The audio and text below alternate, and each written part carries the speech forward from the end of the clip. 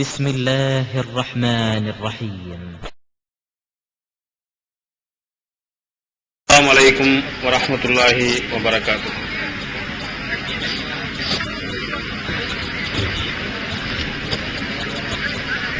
إن الحمد لله نحمده ونستعينه ونستغفره ونعوذ بالله من شرور أنفسنا وسيئات أعمالنا من يهده الله فلا مضل له ومن يضلل فلا هادي له وأشهد أن لا إله إلا الله وأشهد أن محمدا عبده ورسوله. إن أحسن الحديث كتاب الله وخير الهدي هدي محمد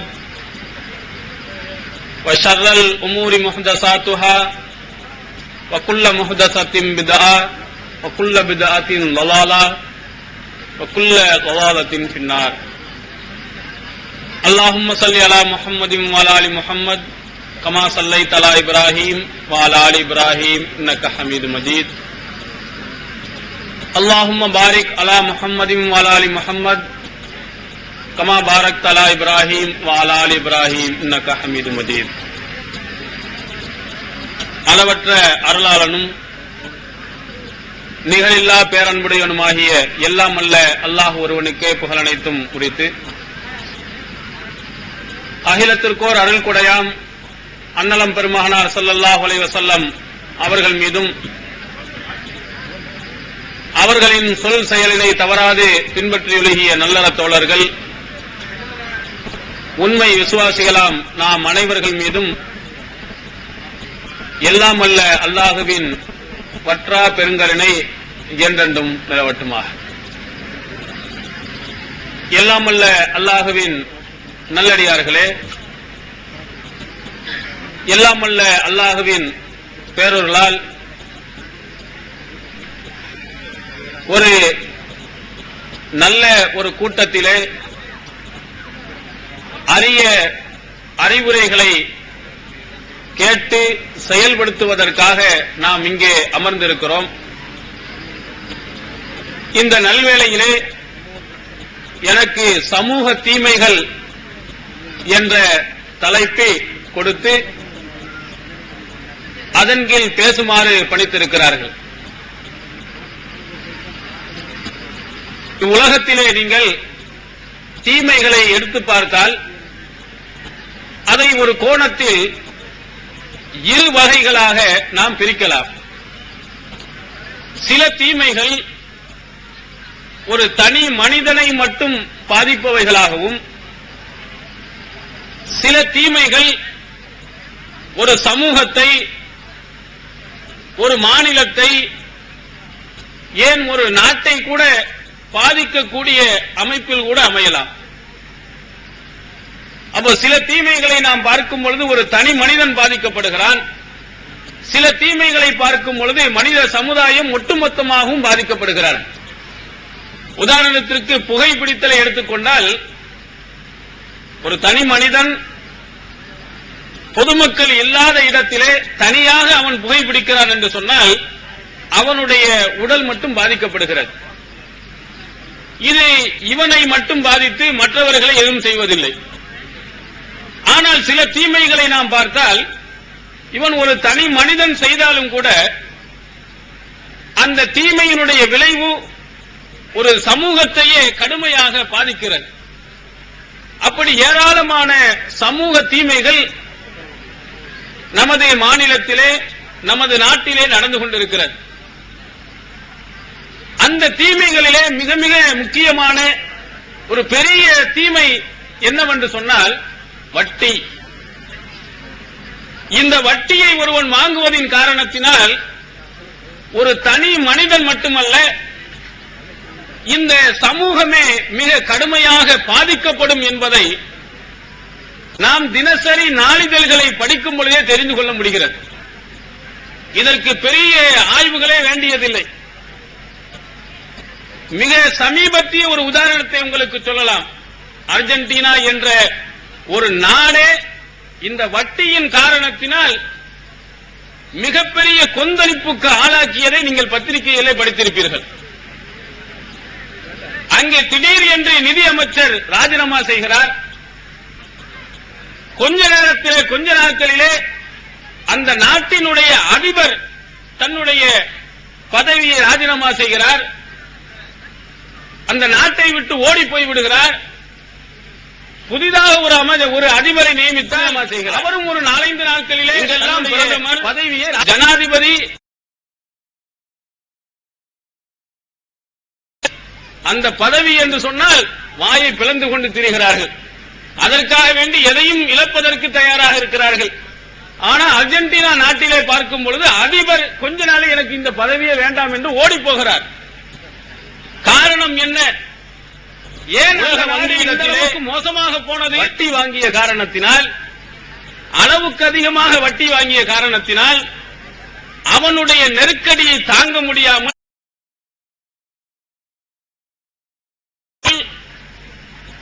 நிறைய சலுகைகளை ரத்து செய்து பெரிய நெருக்கடியான ஒரு நிலையை உருவாக்கிய காரணத்தினால் மக்கள் கொந்தளித்து அந்த நாட்டிலே இருக்கக்கூடிய அந்த சொத்துக்களை அந்த மக்களே சூறையாடிய வரலாறையும் சமீபத்திலேயே நாம் பார்த்திருக்கிறோம். வட்டி எங்கெல்லாம் வருகிறதோ அங்கெல்லாம் மிகப்பெரிய ஒரு பிரச்சனைகள் ஏற்படும் என்பதில் எந்தவிதமான ஐயமும் இல்லை.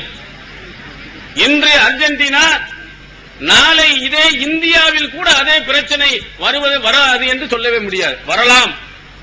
அளவுக்கு அதிகமாக வட்டி வாங்கினால் இந்த அர்ஜென்டினாவை போன்று பல நாடுகள் வரும்.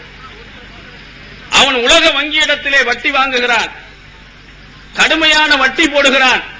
அதை கட்ட முடியாமல் செய்யக்கூடிய இலவச அறிவு திட்டங்களை நிறுத்தச் சொல்கிறார், ஊழியர்களை குறைக்க சொல்கிறார். அதை போன்று ஏராளமான சிக்கன நடவடிக்கைகளை எடுக்க வேண்டும் என்று சொல்கிறார். போக்குவரத்து கட்டணங்களை உயர்த்த வேண்டும் என்று சொல்கிறார். இதையெல்லாம் நாம் செய்தால்தான் அவனுடைய வட்டியை கட்ட முடியும். அதற்காக அவனுடைய நிர்பந்தத்தின் காரணத்தினால் புதிய புதிய வரிகளை போடுகிறான், கட்டணங்களை உயர்த்துகிறான். இப்படி உயர்த்தியவுடன் மக்களால் தாங்க முடியுமா? ஒரு கிலோமீட்டருக்கு 28 பைசா என்று இருப்பதை 1 ரூபாய் என்று மாற்றினால், 2 ரூபாய் என்று மாற்றினால் எந்த ஒரு மனிதனாலும் ஏற்றுக்கொள்வானா? அங்க இருக்கக்கூடிய ஒவ்வொரு மக்களும் கொதித்தெழுவார்கள். அந்த மாதிரி ஒரு கொதித்தெழுவதன் காரணத்தினால்தான் அர்ஜென்டினா என்ற நாட்டையே இல்லாமல் போனதை, பயங்கரமான பிரச்சனையில் மாட்டிக்கொண்டதை இன்று நாம் பார்க்கிறோம். தமிழ்நாடு பார்க்கிறோம், திடீர் என்று கட்டணங்களை உயர்த்துகிறான், ஊழியர்களுக்கு இருக்கக்கூடிய எல்லா விதமான சலுகைகளையும் ரத்து செய்து கொண்டே போகிறான். காரணம் என்ன? இவனும் உலக வங்கியிடத்திலே வட்டிக்கு வாங்கியிருக்கிறான். அவனுடைய நெருக்குதலின் காரணத்தினால்தான் இந்த மாதிரி பிரச்சனைகள் இங்கு வந்து கொண்டிருக்கிறது. இப்படி பார்க்கும் பொழுது இந்த வட்டி இருக்கிறதே ஒரு நாட்டை கூட இல்லாமல் ஆக்கிவிடும். அவ்வளவு மோசமான ஒரு சமூக தீமைகளில் முதலிடம் வைக்கக்கூடிய ஒன்று இந்த வட்டி பொருளாதாரம்.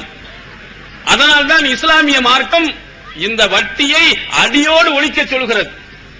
இந்த வட்டியின் பக்கமே போக வேண்டாம் என்று சொல்கிறது. இன்று நீங்கள் பத்திரிகையில் எடுத்து பார்த்தால் அங்கே வெளிநாட்டுக்கு செல்ல வேண்டியதில்லை. ஒவ்வொரு நாட்டிலேயும், ஒவ்வொரு மாநிலத்திலேயும், ஒவ்வொரு மாவட்டத்திலேயும், சொந்த ஊரிலேயும் நீங்கள் எடுத்து பார்த்தீர்களே ஆனால் வட்டிக்கு வாங்கிய காரணத்தினால் எத்தனையோ பேர்கள் வட்டி கட்ட முடியாமல், அவனுடைய தொந்தரவு தாங்க முடியாமல் தூக்கில் தொங்கிய கதைகளை நாம் பார்க்க முடிகிறது. தினமலர் போன்ற பத்திரிகைகளில் நாம் பார்க்கிறோம். சில செய்திகளை போடுகிறார், நீ வட்டி கட்ட வேண்டியதில்லை, உன்னுடைய கற்பை கொடு என்று கற்பை சூறையாடக்கூடிய கயவர்களையும் இன்று நாம் பார்க்க முடிகிறது. வட்டிக்கு அதிகமாக வாங்கிய போது பணம் கட்ட முடியாத காரணத்தினால் அந்த பெண்களுடைய கற்பை விலை பேசுகிறார். அவ்வளவு பெரிய கொடுமைகளையும் நாம் பத்திரிகைகள் தினமும் படித்துக் கொண்டிருக்கிறோம். இவ்வளவு மோசமான ஒன்றுதான் வட்டி. ஆனால் இந்த சமூகத்திலே இருக்கக்கூடிய இஸ்லாமியர்கள் எப்படியெல்லாம் வட்டியின் உள்ளே போய் கொண்டிருக்கிறார்கள், எந்தெந்த விஷயங்களுக்கெல்லாம் வட்டிக்கடைக்கு போகிறார்கள், எதற்கெல்லாம் வட்டிக்கு வாங்குகிறார்கள் என்று நாம் பட்டியல் போட்டு பார்த்தால் இந்த சமூகம் எவ்வளவு மோசமான நிலைக்கு போய் கொண்டிருக்கிறது என்பதை நாம் தெளிவாக சொல்லிவிடலாம். வட்டி இருக்கிறதே மிக மிக கடுமையான முறையில் இஸ்லாம் ரொம்ப கடுமையாக சொல்லக்கூடிய ஒரு விஷயத்தில் இந்த வட்டியும் ஒன்று. நமக்கெல்லாம் தெரியும், ஈகத்துவம் ஓரிரை கொள்கையை விளக்கும் மூப்பற்ற மாத இதழ் PJ MI சலிமான், ஷம்சுல்லுஹா, இன்னும் பல சிறந்த அறிஞர்களின் கருத்து கருவூலங்கள், இன்னும் பல சிறந்த அம்சங்களுடன் வெளிவரும் ஏகத்துவம் இதழை படித்து உங்கள் மார்க்க அறிவை வளர்த்துக் கொள்ளுங்கள். ஆண்டு சந்தா உள்நாடு 100 ரூபாய், வெளிநாடு 400 ரூபாய், தனி இதழ் 9 ரூபாய். உங்கள் டிராப்ட்களை ஏகத்துவம் இலக்கம் 30 அரண்மனைக்காரன் தெரு, மண்ணடி, சென்னை 3 என்ற முகவரிக்கு அனுப்புவீங்கள். மகளிருக்கு வழிகாட்டும் மாத இதழ் தீன்குல பெண்மணி, தமிழ்நாடு தவ்ஹீத் ஜமாத்தின் மேற்பார்வையில் முஸ்லிம் பெண்களுக்கான இல்லற கடமைகள், மருத்துவ பகுதி, சிறுவர் பகுதி, திருமண தகவல் பகுதி, ஹதீஸ் திறனாய்வு போட்டி மற்றும் பல சுவையான அம்சங்களுடன் வெளிவரும் முஸ்லிம் பெண்களுக்கான முழுமையான மாத இதழ் தீன்குல பெண்மணி. ஆண்டு சந்தா உள்நாடு 100 ரூபாய், வெளிநாடு 400 ரூபாய், தனி இதழ் 9 ரூபாய். உங்கள் MODDகளை எடுத்து அனுப்ப வேண்டிய முகவரி தீன்குல பெண்மணி, நம்பர் 30, அரண்மனைக்காரன் தெரு, மண்ணடி, சென்னை 1. ஒருவன் இஸ்லாத்திற்கு வந்ததற்கு பிறகு இணை வைத்து விடுவான் என்று சொன்னால், ஷிர்க் செய்து விடுவான். ஆனால் அல்லாஹ் தஆலா அவனுடைய பாவம், அவனுடைய எந்த தௌபாவை ஏத்துக்கிற மாட்டான். மறுமை நிரந்தரமான நரகத்திற்கு போய் விடுவான். இதை நாம் பரவலாக அறிந்திருக்கிறோம். நிரந்தர நரகத்துக்கு ஒருவனை கொண்டு போகக்கூடிய செயல் என்னென்னா ஷிர்க், இணை வைத்தல். ஆனா இவைகள் தான் நமக்கு பெரிதாக சொல்லப்பட்டிருக்கிறது, நாம் பார்த்திருக்கிறோம். ஆனால் திருமறை குர்ஆன் இன்னும் 2 விஷயங்களை நிரந்தரமான நரகத்திற்கு கொண்டு போய் சேர்க்கக்கூடியது என்றும் சொல்லி காட்டுகிறார். ஒருத்தர் அநியாயமாக ஒருத்தனை நாம் கொலை செய்வோம் என்று சொன்னால், அல்லது ஒருவன் தற்கொலை செய்து கொள்வான் என்று சொன்னால், அவன் நிரந்தரமான நரகத்திற்கு போகிறான். இதையும் இஸ்லாம் சொல்லுகிறார். அதற்கடுத்ததாக ஒருவன் வட்டி தொழிலை நடத்தி வருவான் என்று சொன்னால், அவனும் நிரந்தரமான நரகத்திற்கு போவான். திருமறை குர்ஆனை நீங்கள் ஆய்வு செய்து பார்த்தால் மொத்தம் 4 சாரார்கள் நிரந்தர நரகத்துக்கு போகிறார்கள். முதல் சாரார் அல்லாஹ்வை மறுத்தவன், காபிர், அவன் மொத்தமா நிரந்தரமா போறான். இரண்டாவது அல்லாஹ்வை ஏற்றுக்கொண்டு இணை வைத்தல், ஷிர்க் செய்யக்கூடியவன், அவனும் நிரந்தர நரகம், வெளியே வர முடியாது. அதற்கடுத்த தற்கொலை கொலை செய்து கொள்கிறானே, இவனும் நிரந்தர நரகத்திற்கு போகிறான். அதற்கடுத்ததாக வட்டி தொழிலை நடத்தி கொண்டு வருகிறானே, வட்டியில் மூழ்கி போய் இருக்கிறானே, இவனும் நிரந்தர நரகத்திற்கு போகிறான். திருமறை குர்ஆன் அழகாக சொல்லி காட்டுகிறது. சூரத்துல் பக்கராவிலே 275வது வசனத்தில் அல்லாஹ் சொல்கிறான், வஅஹல்லல்லாஹுல் பைய வஹர்ரமர் ரிபா. அல்லாஹ் தஆலா வியாபாரத்தை ஹலாலாக்கினான், வட்டியை ஹராமாக்கி இருக்கிறான். ஃபமன் ஜாஅஹு மௌஇலத்தும் மிர் ரப்பிஹி ஃபன்தஹா ஃபலஹு மா ஸலஃப் வ அம்ருஹு இலல்லாஹ் வமன் ஆத ஃபஉலாயிக அஸ்ஹாபுன் நார் ஹும் ஃபீஹா காலிதூன். இவனுக்கு அழகான உபதேசம் வந்ததற்கு பிறகும் கூட தன்னுடைய இறைவனிடத்திலிருந்து வட்டி வாங்கக்கூடாது என்ற அழகான உபதேசம் வந்ததற்கு பிறகு எவன் தவிர்ந்து கொள்கிறானோ அவன் முன்னால் செய்தது அவனுக்கு இருக்கிறது. அதனால் முன்னால் வாங்கியதை அல்லாஹ் தஆலா கண்டுகொள்ள மாட்டான். அவனுடைய விஷயம் அல்லாஹ்விடத்தில் இருக்கிறது. வமன் ஆத, இந்த திருமறை குர்ஆனுடைய வசனம் வந்ததற்கு பிறகும் கூட, வட்டி ஹராம் என்று சொன்னதற்கு பிறகும் கூட திரும்பவும் வட்டி தொழிலை நடத்துவான் என்று சொன்னால், உலாயிக அஸ்ஹாபுன் நார் ஹும் ஃபீஹா காலிதூன், அவன் நரகத்திற்குரியவன், அவன் அதிலே நிரந்தரமாக இருந்து விடுவான் என்று அல்லாஹ் தஆலா இந்த வசனத்தில் நிரந்தர நரகவாதி என்று வட்டி தொழிலை நடத்துபவனை பற்றி அல்லாஹ் தஆலா இந்த வசனத்திலே சுட்டிக்காட்டுகிறார். இஸ்லாமியர்கள் சில இடங்களில் நாம் பார்க்கிறோம், முஸ்லிம்களாக இருக்கக்கூடியவர்கள் வட்டிக்கு கொடுத்து அந்த வட்டியை வாங்கி சாப்பிடக்கூடியவர்களாக இருப்பதை நாம் பார்க்க முடியும். கொஞ்சம் பணம் அதிகமாக வந்துவிட்டால், கொஞ்சம் மக்கள் எதுவும் சொல்லிவிடுவானோ என்று நினைக்கக்கூடியவன் என்ன செய்கிறான், பக்கத்து ஊரிலே, பக்கத்து மாவட்டத்திலே யாராவது ஒருவரை வைத்துக் கொண்டு அங்கிருந்து வட்டிக்கு கொடுத்து அதுல இருந்து சம்பாதிக்கிறான். இன்னொரு எவன் சொன்னா எனக்கு என்ன, எவன் நம்ம எதிர்த்து பேச முடியும், எதிர்த்து கேட்க முடியும், எவனுடைய பேச்சுக்கு நான் பயப்பட மாட்டேன் என்று சொல்லக்கூடிய தைரியமாக உள்ளூரிலேயே இருந்து கொண்டு அப்துல்லா, அப்துல் ரஹ்மான் என்று இஸ்லாமிய பெயர்களை வைத்துக் கொண்டு இருக்கக்கூடியவன் வட்டி கொடுக்கிறான். இன்னும் கொடுமையை பார்த்தால் சில ஊர்களில் பெண்கள், முஸ்லீம் பெண்கள், ஆயிஷா, பாத்திமா என்று அழகான பெயர்களை வைத்திருக்கிறார்களே, அந்த பெண்களும் கூட வட்டிக்கு விடுகிறார். 100க்கு 10 ரூபா கொடு, 1000 ரூபாய்க்கு 100 ரூபா கொடு, என்று வட்டி தொழிலை பெண்கள் கூட என்ன செய்கிறார்கள், செய்யக்கூடிய நிலைமை என்று பார்க்கிறோம். எவ்வளவு மோசமான நிலைமை என்பதை நீங்கள் சிந்தித்து பார்க்க வேண்டும். நாகரீகம் வளர்கிறது என்ற பெயரிலே அநீதமும் அக்கிரமும் இந்த இஸ்லாமிய சமுதாயத்தின் மக்களுடைய உள்ளத்திலே ஆழமாக பதிந்து போய்கொண்டே இருக்கிறார். முன்னாலெல்லாம் சொல்வார்கள் இந்த வட்டியை பற்றி, வட்டி எவ்வளவு மோசமானது என்று சொன்னால் பெண்களிடத்திலே சொல்ல கேட்பார்கள். இந்த ஒரு அழகான ஒரு கதை கூட சொல்வார்கள். இதற்கு எந்த ஆதாரம் கிடையாது. ரசூலுல்லாஹி ஸல்லல்லாஹு அலைஹி வஸல்லம் ஒரு காலத்துல ஒருவர் வந்து என்ன செஞ்சாரா, எனக்கு இந்த காரியம் நடந்து விட்டது என்று சொன்னால் நான் என்ன செய்கிறேன், என்னுடைய குழந்தையினுடைய மலத்தை நான் சாப்பிட்டு விடுகிறேன் அப்படின்னு நேர்த்தி பண்ணாராம். அல்லாஹ் தஆலா என்ன செய்து அதே மாதிரி அந்த காரியத்தை என்ன செய்ய நிறைவேற்றி விட்டான். உடனே அவங்களும் சாப்பிடணும், மலத்தை போய் எப்படி அசிங்கத்தை எப்படி சாப்பிடும், முன்னாலே என்னமோ காரியத்தை பெருசா இருந்த உடனே எப்படி வேணாலும் செஞ்சிருவேன்னு நினைச்சுக்கிட்டு வாய் உளறி சொல்லிட்டாங்க. உடனே என்ன செய்யறது, இது ரசூல் ஸல்லல்லாஹு அலைஹி வஸல்லம் காலத்துல அல்ல, மற்ற பின்னால் ஒரு அறிஞருடைய காலத்து. இப்படி நேர்த்தி செய்த உடனே ஒரு அறிஞர் இடத்துல போய் கேட்கிறாங்க, இப்ப என்ன செய்யறது, இப்படி நான் செஞ்சுட்டேன் ஆனா திங்க எனக்கு மனசு வரல. உடனே அவர் சொன்னாரா, வட்டிக்கு விடுகிறானே, வட்டி தொழிலை நடத்துகிறானே, அவனுடைய வீட்டினுடைய நிழலில் போய் நின்று ஒரு ரொட்டி துண்ணை சாப்பிடு, அது மலத்தை சாப்பிடுவதற்கு சமம் அப்படின்னு சொன்னாராம். இப்படி ஒரு கதையை சொல்வார்கள், பெண்கள் அதிகமா சொல்லிக்கிறான்.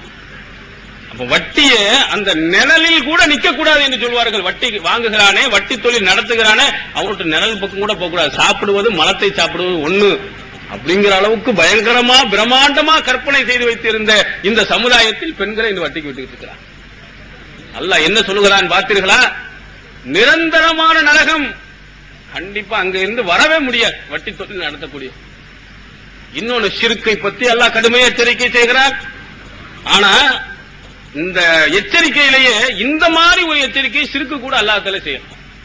இந்த வட்டி தொழில் இருக்கு, அல்லாஹ் தஆலா ஷிர்க் வைப்பது ரொம்ப பயங்கரமானதுதான். ஆனா எத்தனை வகையில் வேறு ஒவ்வொரு வகையில் அதை எச்சரிக்கை செய்கிறார். ஆனால் இந்த வட்டியை பற்றி எச்சரிக்கை செய்கிறான். இந்த மாதிரி ஒரு எச்சரிக்கையை ஷிர்க்கு கூட அல்லாஹ் செய்யலாம். அதை எப்படி சொல்லுகிறான் என்று பாருங்கள்.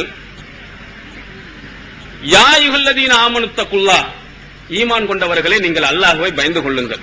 வதரு மா பக்கிய மினர் ரிபா, வட்டியிலே மீதம் உள்ளதை விட்டு விடுங்கள். இதுக்கு முன்னாடி செஞ்சா சரி பரவாயில்லை, வாங்கினதை விட்டுருங்க, வட்டி தொழிலே நிறுத்திக் கொள்ளுங்கள்.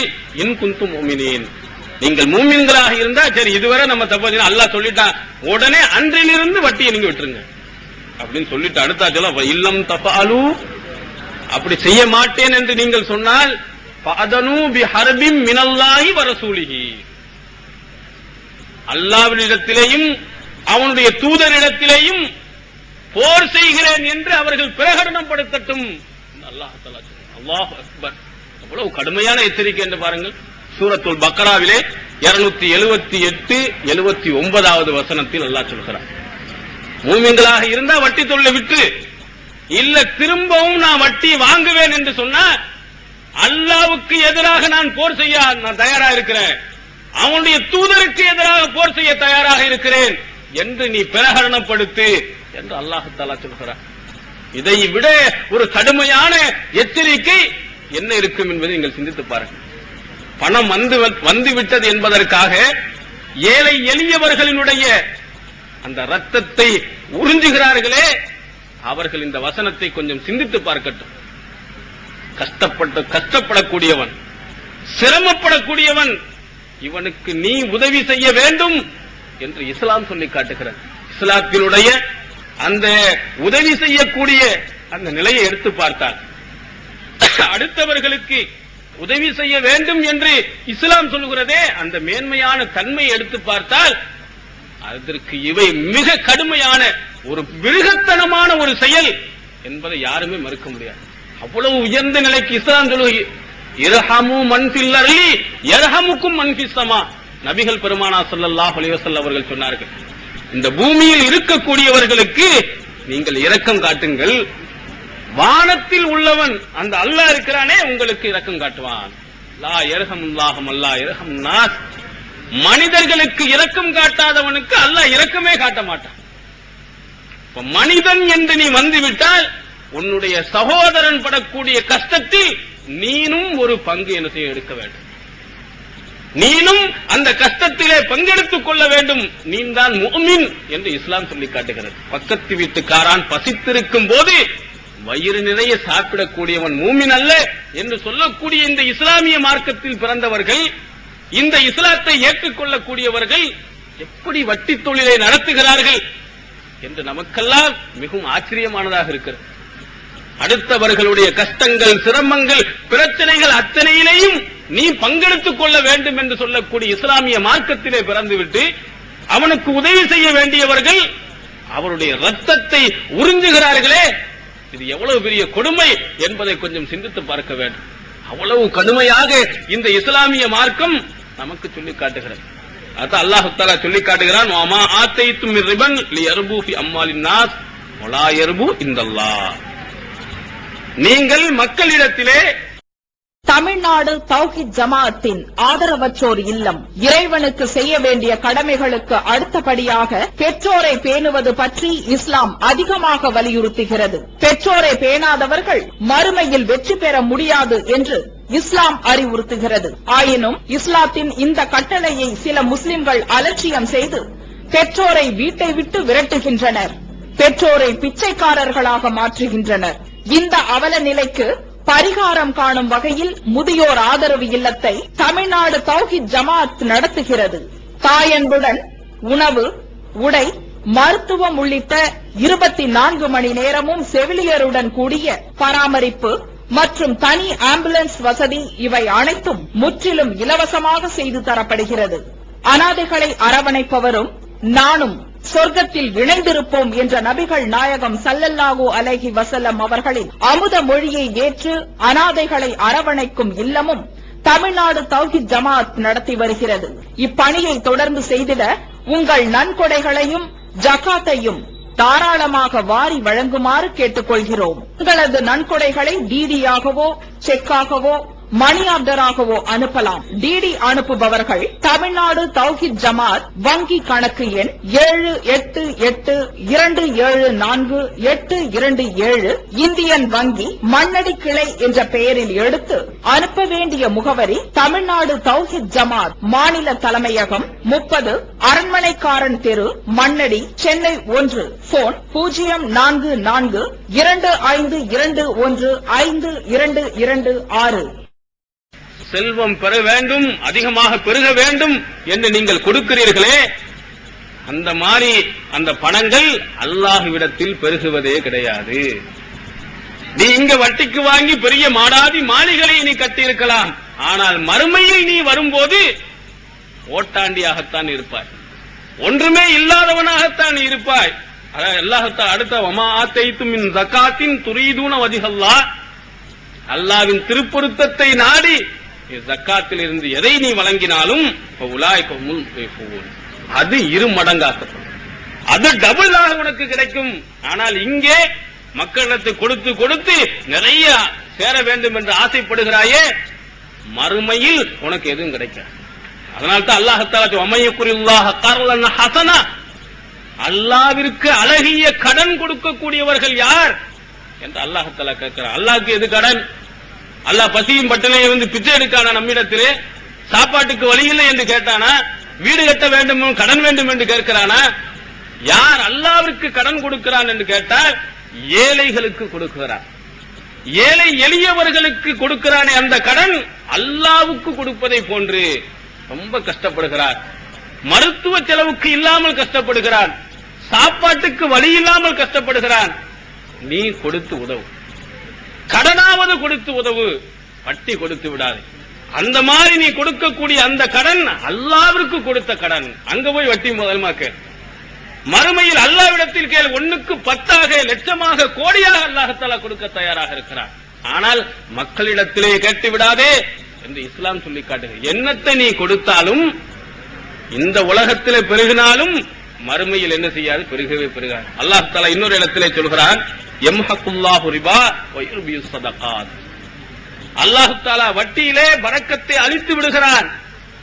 தான தர்மங்களில் அல்லாஹ் தஆலா தன்னுடைய பரக்கத்தை வாரி வாரி கொடுக்கிறான் என்று திருமறை குர்ஆனில் அழகாக அல்லாஹ் தஆலா சுட்டிக்காட்டுகிறார். எவ்வளவு தான தர்மங்களை கொடுத்துக் கொண்டே இருக்கிறீர்களோ அல்லாஹ் தஆலா உங்களுடைய மனதில் நிம்மதியை அதிகமாக தருகிறார். மறுமையில் ஏராளமான நன்மைகளை தர தயாராக இருக்கிறான். ஆனால் வட்டி வாங்கி விட்டீர்களே ஆனால் இறைவனுடைய அருள் உங்களுக்கு இருக்காது, பரக்கத்து உங்களுக்கு இருக்காது. உங்களிடத்து வாழ்க்கையிலே பிரச்சனைகளை எல்லாம் ஏற்படுத்தலாம், நிம்மதி இல்லாமல் ஆக்கலாம், குழப்பங்களை ஏற்படுத்தலாம்.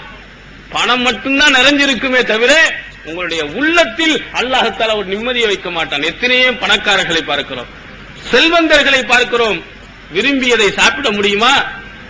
விரும்பிய உணவை அவனால் சாப்பிட முடியுமா? விரும்பிய நேரத்தில் அவனால் தூங்க முடிகிறதா? இல்லையே. அவன் எத்தனையோ பணக்காரர்கள், வட்டிக்கு கொடுக்கக்கூடியவர்கள், எத்தனையோ வெறும் டேப்லெட் இல்லாமல் சாப்பிடவே முடியாது. உப்பு இல்லாமல் சாப்பிடு என்று டாக்டர் சொல்லிவிடுகிறார். ஒரு மாத்திரை இல்லை என்று சொன்னால் அவன் அந்த வாழ்நாளில் தூங்க முடியாது. தூக்கத்திற்கு மாத்திரை, முதுகு வலிக்கு மாத்திரை, கை வலிக்கு மாத்திரை, கால் வலிக்கு மாத்திரை என்று வீடு முழுக்க மாத்திரையே வைத்திருக்கிறான். அல்லது ஒரு சைத்தான் மாதிரி உள்ள ஒரு பிள்ளையை கொடுத்து விடுகிறான், பெரும் பிரச்சனைகளையே அல்லாஹ் தஆலா ஏற்படுத்துகிறான். இப்படி எத்தனையோ வகைகளில் நிம்மதி இல்லாத ஒரு வாழ்க்கையை அல்லாஹ் தந்து விடுவான். நபிகள் பெருமானார் ஸல்லல்லாஹு அலைஹி வஸல்லம் அவர்கள் எவ்வளவு செல்வம் கொடுக்கப்பட்டிருந்தது, அத்தனையும் ஏழை எளியவர்களுக்கே கொடுத்தா இல்லாமல் போனார். அதனால் தான் ரசூல் ஸல்லல்லாஹு அலைஹி வஸல்லம் அவர்கள் அழகா சொன்னார்கள். நபி தோழரிடத்தில் கேட்கிறார், சஹீஹ் புகாரியில் இடம்பெறுகிறது, உங்களிடத்திலே தன்னுடைய வாரிசின் மூலமாக வரக்கூடிய செல்வம் விருப்பமானதா, அல்லது நீங்களாக உழைத்து நீங்கள் உங்களிடத்தில் பெறக்கூடிய செல்வம் உங்களுக்கு விருப்பமானதா என்று கேட்கிறார். சஹாபாக்கள் சொல்கிறார், அல்லாஹ்வின் தூதர் அவர்களே, தான் உழைத்து தன் மூலமாக உருவைத்தான் ஒவ்வொருவரும் விரும்புவான். ஒரு தன்மானம் உள்ளவன் வாரிசிலிருந்து அடுத்த ஆள்கிட்ட வர வேண்டிய விரும்ப மாட்டான், தனக்கும் உள்ளதுதான். அப்ப ரசூலுல்லாஹி ஸல்லல்லாஹு அலைஹி வஸல்லம் அவர்கள் சொல்லி காட்டுகிறார்கள், உங்களுடைய செல்வம் எது தெரியுமா? மா கத்தம, நீங்கள் முற்படுத்தி அனுப்பிவிட்டீர்களே அதுதான் உங்களுக்குரியது. நீங்கள் எதை பிற்படுத்தி வைத்திருக்கிறீர்களோ அது உங்களுடைய வாரிசுக்குரியது என்று ரசூலுல்லாஹி ஸல்லல்லாஹு அலைஹி வஸல்லம் சொன்னாங்க. சேர்த்து வச்சிருந்தீங்கன்னு சொன்னா உன் வாரிசாக வரக்கூடிய உன் பிள்ளை எடுத்துட்டு போயிருவான், உங்க சொந்த பந்தங்கள் எடுத்துக்கொண்டு போவாங்க. நீ எவ்வளவு ஏழை எளியவர்களுக்காக நீ கொடுத்துக் கொண்டு இருக்கிறாயோ அதுதான் உனக்குரியது என்று சொன்னான். திருமதி என்ற ஹதீஸ் கிரந்தத்தில் இன்னொரு செய்தியை பார்க்கிறோம். ரசூல் ஸல்லல்லாஹு அலைஹி வஸல்லம் உடைய இதுல வீட்டில் ஆடு அறுக்கப்படுகிறது. ஆட்டுல கேட்கிறார்கள், மீதமாக என்ன இருக்கிறது என்று கேட்கும் பொழுது அதனுடைய தோல் புஜம் மட்டும்தான் இருக்கிறது என்று சொன்னார். ரசூலுல்லாஹி ஸல்லல்லாஹு அலைஹி வஸல்லம் அவர்கள் சொல்கிறார்கள், தோல் புஜத்தை தவிர மற்ற எல்லாமே நமக்குரியது என்று சொன்னார். அதான் இருக்கிறது என்று சொன்னார். வீட்டுல மற்ற போல ஏழை எளியவர்களுக்கு கொடுத்தாச்சு, ஒரு சின்ன ஒரு தோல் புஜத்தில் இருக்கக்கூடிய ஒரு சின்ன அளவு கறித்துண்டு தான் இருக்கிறது, தொடை கறி தான் கொஞ்சம் தான் இருக்கு. அப்ப ரசூல் ஸல்லல்லாஹு அலைஹி வஸல்லம் சொல்கிறார்கள், மீதம் இருக்கிறது என்று சொல்லுவீர்களே இது நமக்குரியது அல்ல, நம்ம திண்டுட்டோம் சொன்னா ஒண்ணுமே கிடைக்காத. நீங்க ஏழை எளியவர்களுக்கு மீதம் எவ்வளவு கொடுத்தீர்களோ அதுதான் நமக்குரியது என்று நபிகள் பெருமானார் ஸல்லல்லாஹு அலைஹி வஸல்லம் அவர்கள் இந்த மக்களுக்கு அழகா சொல்லிவிட்டு காட்டினார். எவ்வளவு செல்வம் சேர்ந்தாலும் ஏழை எளியவர்களுடைய கஷ்டங்கள் சிரமங்கள் இவர்களுக்கு நீங்கள் கொடுத்து நீங்கள் என்ன செய்யுங்கள், ஆளுங்கள். இந்த உலக ஆசை மீது, இங்கு இருக்கக்கூடிய இன்பங்கள் மீது நீங்கள் விழுந்து விடாதீர்கள் என்று நபிகள் பெருமானார் ஸல்லல்லாஹு அலைஹி வஸல்லம் அவர்கள் சொன்னார். இது அழகா சொல்லி காட்டினார்கள். மனிதனுடைய நிலைமை, மனிதன் எப்படிப்பட்டவன் என்பதை அற்புதமாக சொன்னார்கள். சஹீஹ் புகாரியில் பார்க்கிறோம், யக்புரு இப்னு ஆதம் வ யக்புரு மாஹு இஸ்னான். ஆதமுடைய சந்ததிகள் இருக்கிறாரே அதுல அத்தனை பேரும் அவன் முதிர்ந்து வயது கூடிக்கொண்டே போய்கொண்டே இருக்கிறான். அத்தோடு அவனோடு ரெண்டு விஷயம் சேர்ந்து என்ன செய்யுது, வளர்ந்து கொண்டே போகிறது. என்ன? ஹுப்புல் மால் வ தூலுல் உம்ர். இந்த செல்வத்தின் மீது கொண்டுள்ள ஆசையும், ரொம்ப காலம் வாழ வேண்டும் என்ற ஆசையும் அவனோடு சேர்ந்து வளர்ந்துகிட்டே போ. எத்தனை லட்சம் அவனுடைய சேர்த்தாலும் பத்தாது, இன்னும் சேர்க்க வேண்டும், இன்னும் வளர்க்க வேண்டும், இன்னும் சேர்க்க வேண்டும் என்று இந்த பணத்தின் மீது கொண்டுள்ள ஆசை இந்த மனிதனோட சேர்ந்தே வளர்ந்துகிட்டு. கவனமா நீங்க இருங்க. சாதாரண மனிதர்களை போன்று மற்றவர்களை போன்று பணத்தின் மீது ஆசை கொண்டு விடாதீர்கள், தப்பான வழிக்கெல்லாம் கொண்டு போய் இந்த மனிதனை நான் பார்க்கத்தான் செய்கிறோம். இந்த பணத்தாசை அவனை எங்கையெல்லாம் கொண்டு போய் சேர்த்திருக்கிறது. சமீபத்தில் எத்தனையோ பைனான்ஸ் கடைகள் நீங்க எல்லாம் பார்த்திருப்பீங்க. 40% வட்டி தருகிறேன், மாதத்துக்கு ஒரு தடவை குழுக்கள், ஒரு காரை தருகிறேன், 1 கிலோ தங்கத்தை தருகிறேன் சொன்னா வரிசை அத்தனை பேரும் டெபாசிட் பண்ணான். யாரு உள்ள பார்த்தோம்னா திருடனை பிடிக்கக்கூடிய போலீஸ் அதிகாரி, அவரும் அதுல இருக்கிறாரு. எழுத்தை படித்து கொடுத்தாரே, சத்தியம் எது அசத்தியம் எது என்பதையெல்லாம் அறியக்கூடிய நல்ல நல்ல கல்விகள் அறிவியெல்லாம் சொல்லி பேராசிரியர்கள் பெருந்தைகள் அதுல இருக்கிறாங்க. பெரிய நிபுணர்கள் என்று சொல்லக்கூடியவர்கள் இருக்கிற கடைசி காலகட்டத்தில் கிடைத்த பொருள்களை எல்லாம் நல்ல பெரிய படித்தவர்கள், அதே போன்று கல்வியாளர்கள், அதே போன்று போலீஸ்காரர்கள், ராணுவத்துறையில் இருந்தவர்கள் எல்லாரும் போய் இந்த 40% ஒண்ணு போய் பணத்தை கொட்டினா சுருட்டிக்கிட்டு ஓடி போயிட்டான். இது வரையிலையும் கோர்ட்டு கேஸ் அலைஞ்சிக்கிட்டு தான் மிச்சமானது தவிர இதுக்கு காசு செலவழிச்சுக்கிட்டு போனானே தவிர போட்டதுல இருந்து ஒரு தள்ளி பைசா அவனுக்கு கிடைக்கும். ஏன் போனான்? எப்படி ஒரு கவர்மெண்ட் இருக்கு, அவனே ஒரு 17-12% அவனால தர முடியல, குறைச்சிக்கிட்டே வர்றான், வட்டி கொடுக்க முடியாது, ஒவ்வொரு தடவையும் குறைக்கிறான். 40% தர முடியுமா? எப்படி நமக்கு கொடுப்பான்னு சிந்திக்க அறிவில்லாம போச்சு. ஆசை என்ன செஞ்சு அவனை கொண்டு போய் அங்க விளைச்சு. இறைவனுக்கு உருவம் உண்டா? தமிழ்நாடு தௌஹீத் ஜமாத் மற்றும் சுன்னத் வல் ஜமாத்துக்கு இடையே நடந்த மாபெரும் விவாதம். 2 டிவிடிகளாக விலை ரூபாய் 60 மட்டுமே. பித்தத்வாதிகள் யார்? 2 டிவிடிகளாக விலை ரூபாய் 60 மட்டுமே. கூரியர் செலவு தனி. கிடைக்கும் இடம் TNTJ வீடியோ விஷன், நம்பர் 30, அரமனைக்காரன் தெரு, மண்ணடி, சென்னை 1. இப்போது விற்பனையில் இஸ்லாம் கூறும் பொருளியல் சகோதரர் பிஜே அவர்கள் உரையாற்றிய பொருளாதாரம் சம்பந்தமான 27 மணி நேர தொடர் சொற்பொழிவு. என்ன வியாபாரம் செய்யலாம், பங்குச் சந்தையில் ஈடுபடலாமா, இன்சூரன்ஸ் செய்யலாமா, MLM வியாபாரத்தில் ஈடுபடலாமா, குத்தகை, பங்கு வணிகம் மற்றும் வியாபாரம் தொடர்பான அனைத்து சந்தேகங்களுக்கும் குர்ஆன் ஹதீஸ் அடிப்படையில் தெளிவான விளக்கங்கள் 3 டிவிடிகளாக விலை ரூபாய் 75 மட்டுமே. கிடைக்கும் இடம் TNTJ வீடியோ விஷன், நம்பர் 30, அரண்மனைக்காரன் தெரு, மண்ணடி, சென்னை 1. இப்போது புத்தம் புது வடிவில் பல சிறப்பம்சங்களுடன் onlinepj.com மற்றும் tntj.net இணையதளங்கள். உடனே ஒரு பாதி விலைக்கு பொருள்னு சொல்லிட்டு சில காலத்துல ஒவ்வொரு ஊர்களா வர்றான். பிரிட்ஜ் 10,000 5000க்கு தருகிறேன். முதல் நாள் போன உடனே ஒருத்தனுக்கு 2 பொருளை கொடுத்துறான். டிவி 5000 டிவி 2500 ரூபாய். போன 2 பேரும் வாங்கிட்டு வந்து அடுத்த நாள் போனா 2 நாள் கழிச்சு தர்றாங்கிறான். பணத்தை கொடுத்துட்டு வந்துடுறான். வீட்டுல இருக்கக்கூடிய நகையை வித்துட்டு வந்துடுறான். அடகு வச்சுட்டு வந்துட்டு போய் கொடுக்க 1 வாரம் கழிச்சு, 2 வாரம் கழிச்சு, 1 மாசம் கழிச்சுன்னு இப்படி கொஞ்சம் கொஞ்சமா கொடுத்தா கடைசியில் லட்சக்கணக்கான ரூபாயில சுருட்டிக்கிட்டு அந்த வீடு பூட்டிட்டு போயிட்டே இருக்கான். எத்தனை பேர் ஏமாந்தார்கள். ஏன் அங்க போய் விழுந்தா? ஆசை. பாதி பணத்துல பாதி விலையில இது கிடைக்குது, பாதி காசுல இது கிடைக்குது அப்படின்னு சொல்லிட்டு பொண்டாட்ட இருந்த நகையெல்லாம் அடகு வச்சுட்டு அம்போன்னு போனவர்கள் எத்தனை பேர்கள் நான் பாத்துக்கிட்டு தான் இருக்கிறோம். கொஞ்சம் அறிவு வேணாமா? பாதி விலைக்கு எப்படி தருவான்? ஒண்ணு மட்டமான பொருளா இருக்கணும், உருப்படாத பொருளா இருக்கணும், அல்லது திருட்டு பொருளா இருக்கணும். ஒரு பொருளை பாதி விலைக்கு தந்தானா அவனுக்கு கீழ்க்கனா கேனையனாவ உங்களுக்கு வந்து கொடுக்கறதுக்கு சிந்திக்கலை. என்னமோ போய் கொடுத்து வாங்கிட்டு வர்றாங்களே, பணத்தை கட்டி எத்தனை பேர் ஏமாந்தாங்க. சின்ன விஷயத்தை எல்லாம் கொண்டாட்ட கேள்வி கணக்கு கேட்பான். இது எவ்வளவு, அது எவ்வளவு, எத்தனை கேள்விகள் நம்ம கேட்கிறோம். இவ்வளவு ஏன் செலவழிஞ்சு இந்த மாசம், ஏன் இவ்வளவு இது, எத்தனை விஷயங்கள்ல கேள்வி கணக்கு கேட்கிறோமே. இதை சிந்திக்கலையே.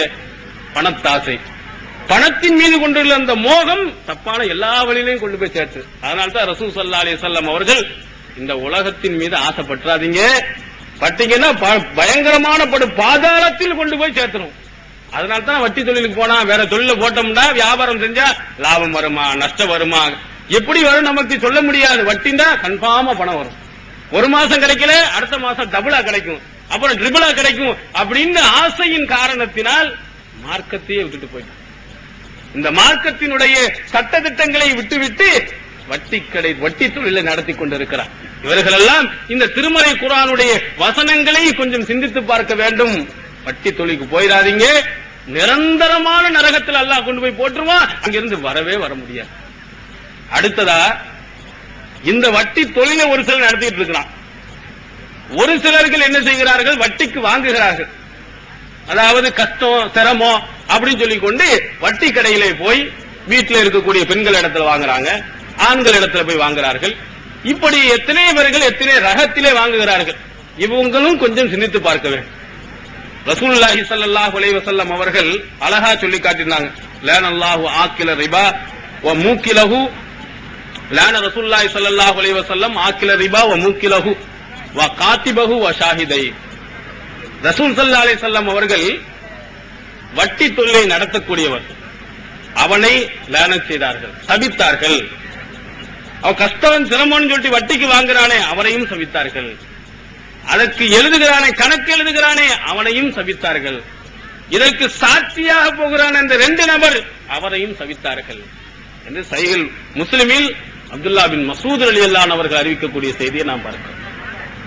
ரபிகள் பெருமானார் அவர்கள் அல்லாஹ்வினுடைய தூதுவர் யாரையெல்லாம் சபிக்கிறார்கள் என்று பாருங்கள். வட்டி தொழிலை நடத்துவனும் சரி, கஷ்டத்துக்காக நீ வட்டி வாங்குறானே அவனும் சரி, அவன் வட்டியும் வாங்கல, திங்கவும் இல்ல, கணக்கு எழுதுறானே அவனும் சரி, சாட்சியா போய் 2 பேர் நிக்கிறானே அவனும், அத்தனை பேரும் லயனத்திற்குரியன்னு சொன்னான். அல்லாஹ்வுடைய அருளை பெறுவதற்குரிய இருக்க வேண்டியவர்கள் அல்லாஹ்வின் தூதனுடைய சாபத்தை பெறுகிற எல்லாமே. நீ வட்டி தொழிலை நடத்தினாலும் சரி, அங்க போய் நீ வாங்கினாலும் சரி, லயனத்திற்குரியது, சாபத்திற்குரியது என்பதை ரசூல் ஸல்லல்லாஹு அலைஹி வஸல்லம் அவர்கள் ரொம்ப தெளிவா சொல்லி காட்டாங்க. அல்லாஹ்வுடைய அருள் உனக்கு கிடைக்காது, பரக்கத்து உனக்கு கிடைக்காது.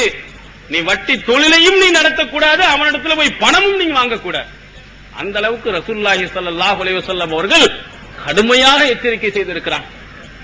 கொஞ்சம் சிந்தித்து பார்க்க வேண்டும். நாம் சின்ன ஒரு கஷ்டம் அப்படின்னா உடனே வட்டி கடையில போய் பாஞ்சு போய் வாங்க. அதுல வாங்கக்கூடியவர்கள் யார் யார் எதற்காக வாங்குறார்கள் கொஞ்சம் எண்ணி பாருங்க.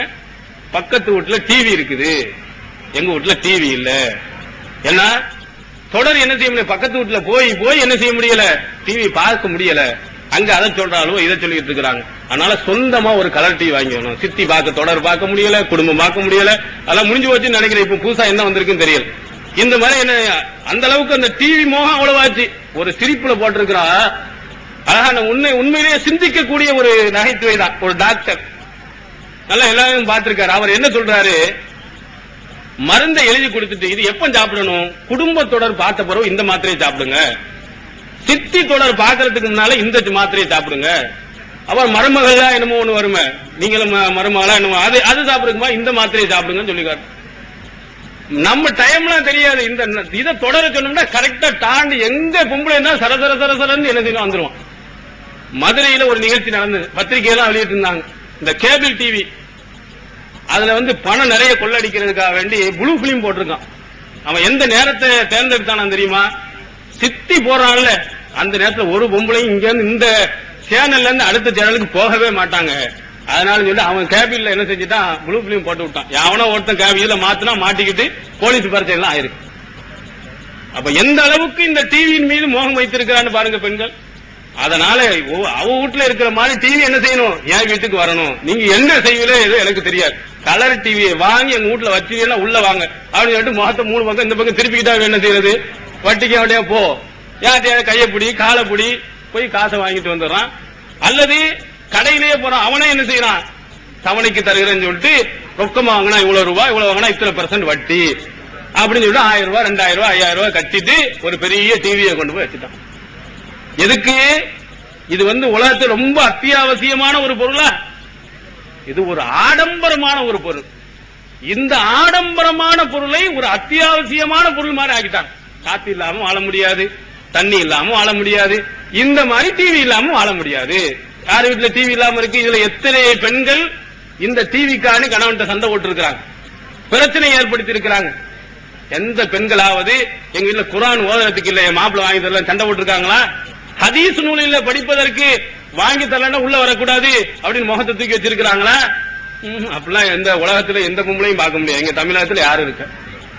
அப்ப இந்த டிவி ஆடம்பரமான இந்த டிவி வேணும்பதற்காக வேண்டி வட்டி கடைக்கு போகிறார் அந்த பெண்ணுடைய பேச்சு கேட்டு. பிரிட்ஜி பக்கத்துல ரொம்ப அழகான பிரிட்ஜி வசதி இருக்கு, வாங்கி வச்சுக்கிறாங்க. நம்மள்ட்ட வசதி வந்தா வாங்கலாம், அதுக்கு என்னதே வட்டி கடைக்கு போறான், பிரிட்ஜியை கொண்டு வந்து வாங்கி வைக்கிறான். கைகாலெல்லாம் வலிக்குது, என்ன வாஷிங் மிஷின் வாங்கு 10,000 12,000. பணம் இருந்தா நீ வாங்கிட்டு போ, பணம் இல்ல அப்ப வாங்கி டிவி எல்லாமே மிஷினா கொண்டு வந்துட்டான். என்னமே செய்ய வேண்டியது இவ்வளவு இருக்கு. இப்ப எல்லாம் ரிமோட்லயே சோறாக்கலாம், எல்லாம் போறாங்க. இன்னும் கொஞ்சம் காலத்துல எல்லாமே உட்கார்ந்த இடத்துல செய்வாங்க. உலகத்துல இருக்கிற எல்லா நோயும் சேர்ந்து வரப்போகுது. ஒரு நல்லா கொஞ்ச நேரம் நடக்கணும் போகணும், அப்படி இருந்தா தானே ரத்த ஓட்டங்கள் நல்லா இருக்கும். எல்லாத்தையும் மிஷின்லயே கொண்டு வந்துட்டானா இப்ப எல்லாமே சமைக்கிறதுல இருந்து துவைக்கிறதுல இருந்து எல்லாத்துக்குமே மிஷின். அவன் பக்கத்து வீட்டுல வாங்கிட்டு வந்துட்டா இந்த பெண்களுக்கு என்ன செய்ய முடியாது, பொறுக்க முடியாது. பெண்கள்லாம் பெரும்பாலும் பாருங்களேன், எத்தனை வந்துருச்சுன்னு சொன்னா ஊர் பூரா போய் சொல்லிட்டு வந்துருவாங்க. இந்த பட்டுச்சேலை இருக்குது, நிறைய சில வீடுகள்ல வாங்கி வச்சிருப்பாங்க ஏராளமான பட்டுச்சேலைகள். இந்த பட்டுச்சேலைனால என்ன லாபம் பாருங்க, எத்தனை தடவை பட்டுச்சேலை கட்டுறாங்க. ஏதாவது கல்யாணம் என்னைக்காவது வரும், ஒரு ஆடிக்கு ஒரு தடவை அமாவாசைக்கு வரும், கட்டிக்கிட்டு நகையை போட்டுக்கிட்டு எல்லாத்தையும் ஒரு வளம் வர்றது, போய் சிரிச்சு பேசி அதுக்குதான் கட்டுறது, வேற எது கட்டுறாங்க? இந்த இதெல்லாம் பூரா நாங்க எங்கிட்ட இது இருக்குன்னு அப்படி ஒரு ரவுண்ட் அடிச்சுட்டு வந்து காட்டிட்ட உடனே அதை பார்த்துட்டு வந்து என்னது மாப்பிள்ளை வந்து சண்டை பிடிக்கிறார். இந்த மாதிரி இருக்கு, அந்த அவ மாப்பிள்ளை இதை வாங்கி கொடுத்தா, இவன் மாப்பிள்ளை அதை வாங்கி கொடுத்துறா, நீங்க என்ன வாங்கி தந்தியே, இவ்வளவு காலமா என்ன கிழிச்சியே அப்படின்னு சொல்லிட்டு நம்மள்ட்ட ஒரே சண்டை. இப்ப இவைகள் எல்லாம் இன்னைக்கு போடலாம். இஸ்லாம் வந்து தடை சொல்ல பட்டு சேலை எல்லாம் போடலாம், வசதி இருந்தா வாங்கி போடலாம். நிறைய அடிக்கடிக்க வச்சுக்கிட்டு இவைகள் எல்லாம் மற்ற பெண்களிடம் போய் உடனே போய் என்ன செய்ய அறிமுகப்படுத்தி வச்சிடறான். இப்ப வச்ச உடனேயே இது என்ன செய்யறான், வாஷிங் மிஷின் வந்துருச்சா, பிரிட்ஜ் வந்துருச்சா, உடனே பணம் இல்ல கேட்கறது இல்ல, எங்கயா வட்டிக்கு வாங்கு. டிஎன்டிஜே வீடியோ விஷன், டிஎன்டிஜேவின் மார்க்க விளக்க குறுந்தகடுகள் PJ Samsulluha, MI Sulaiman, MS Sulaiman, Althafi மற்றும் மார்க்க அறிஞர்களின் உரைகள் அடங்கிய சீடிகள் வெறும் ₹20 மட்டுமே.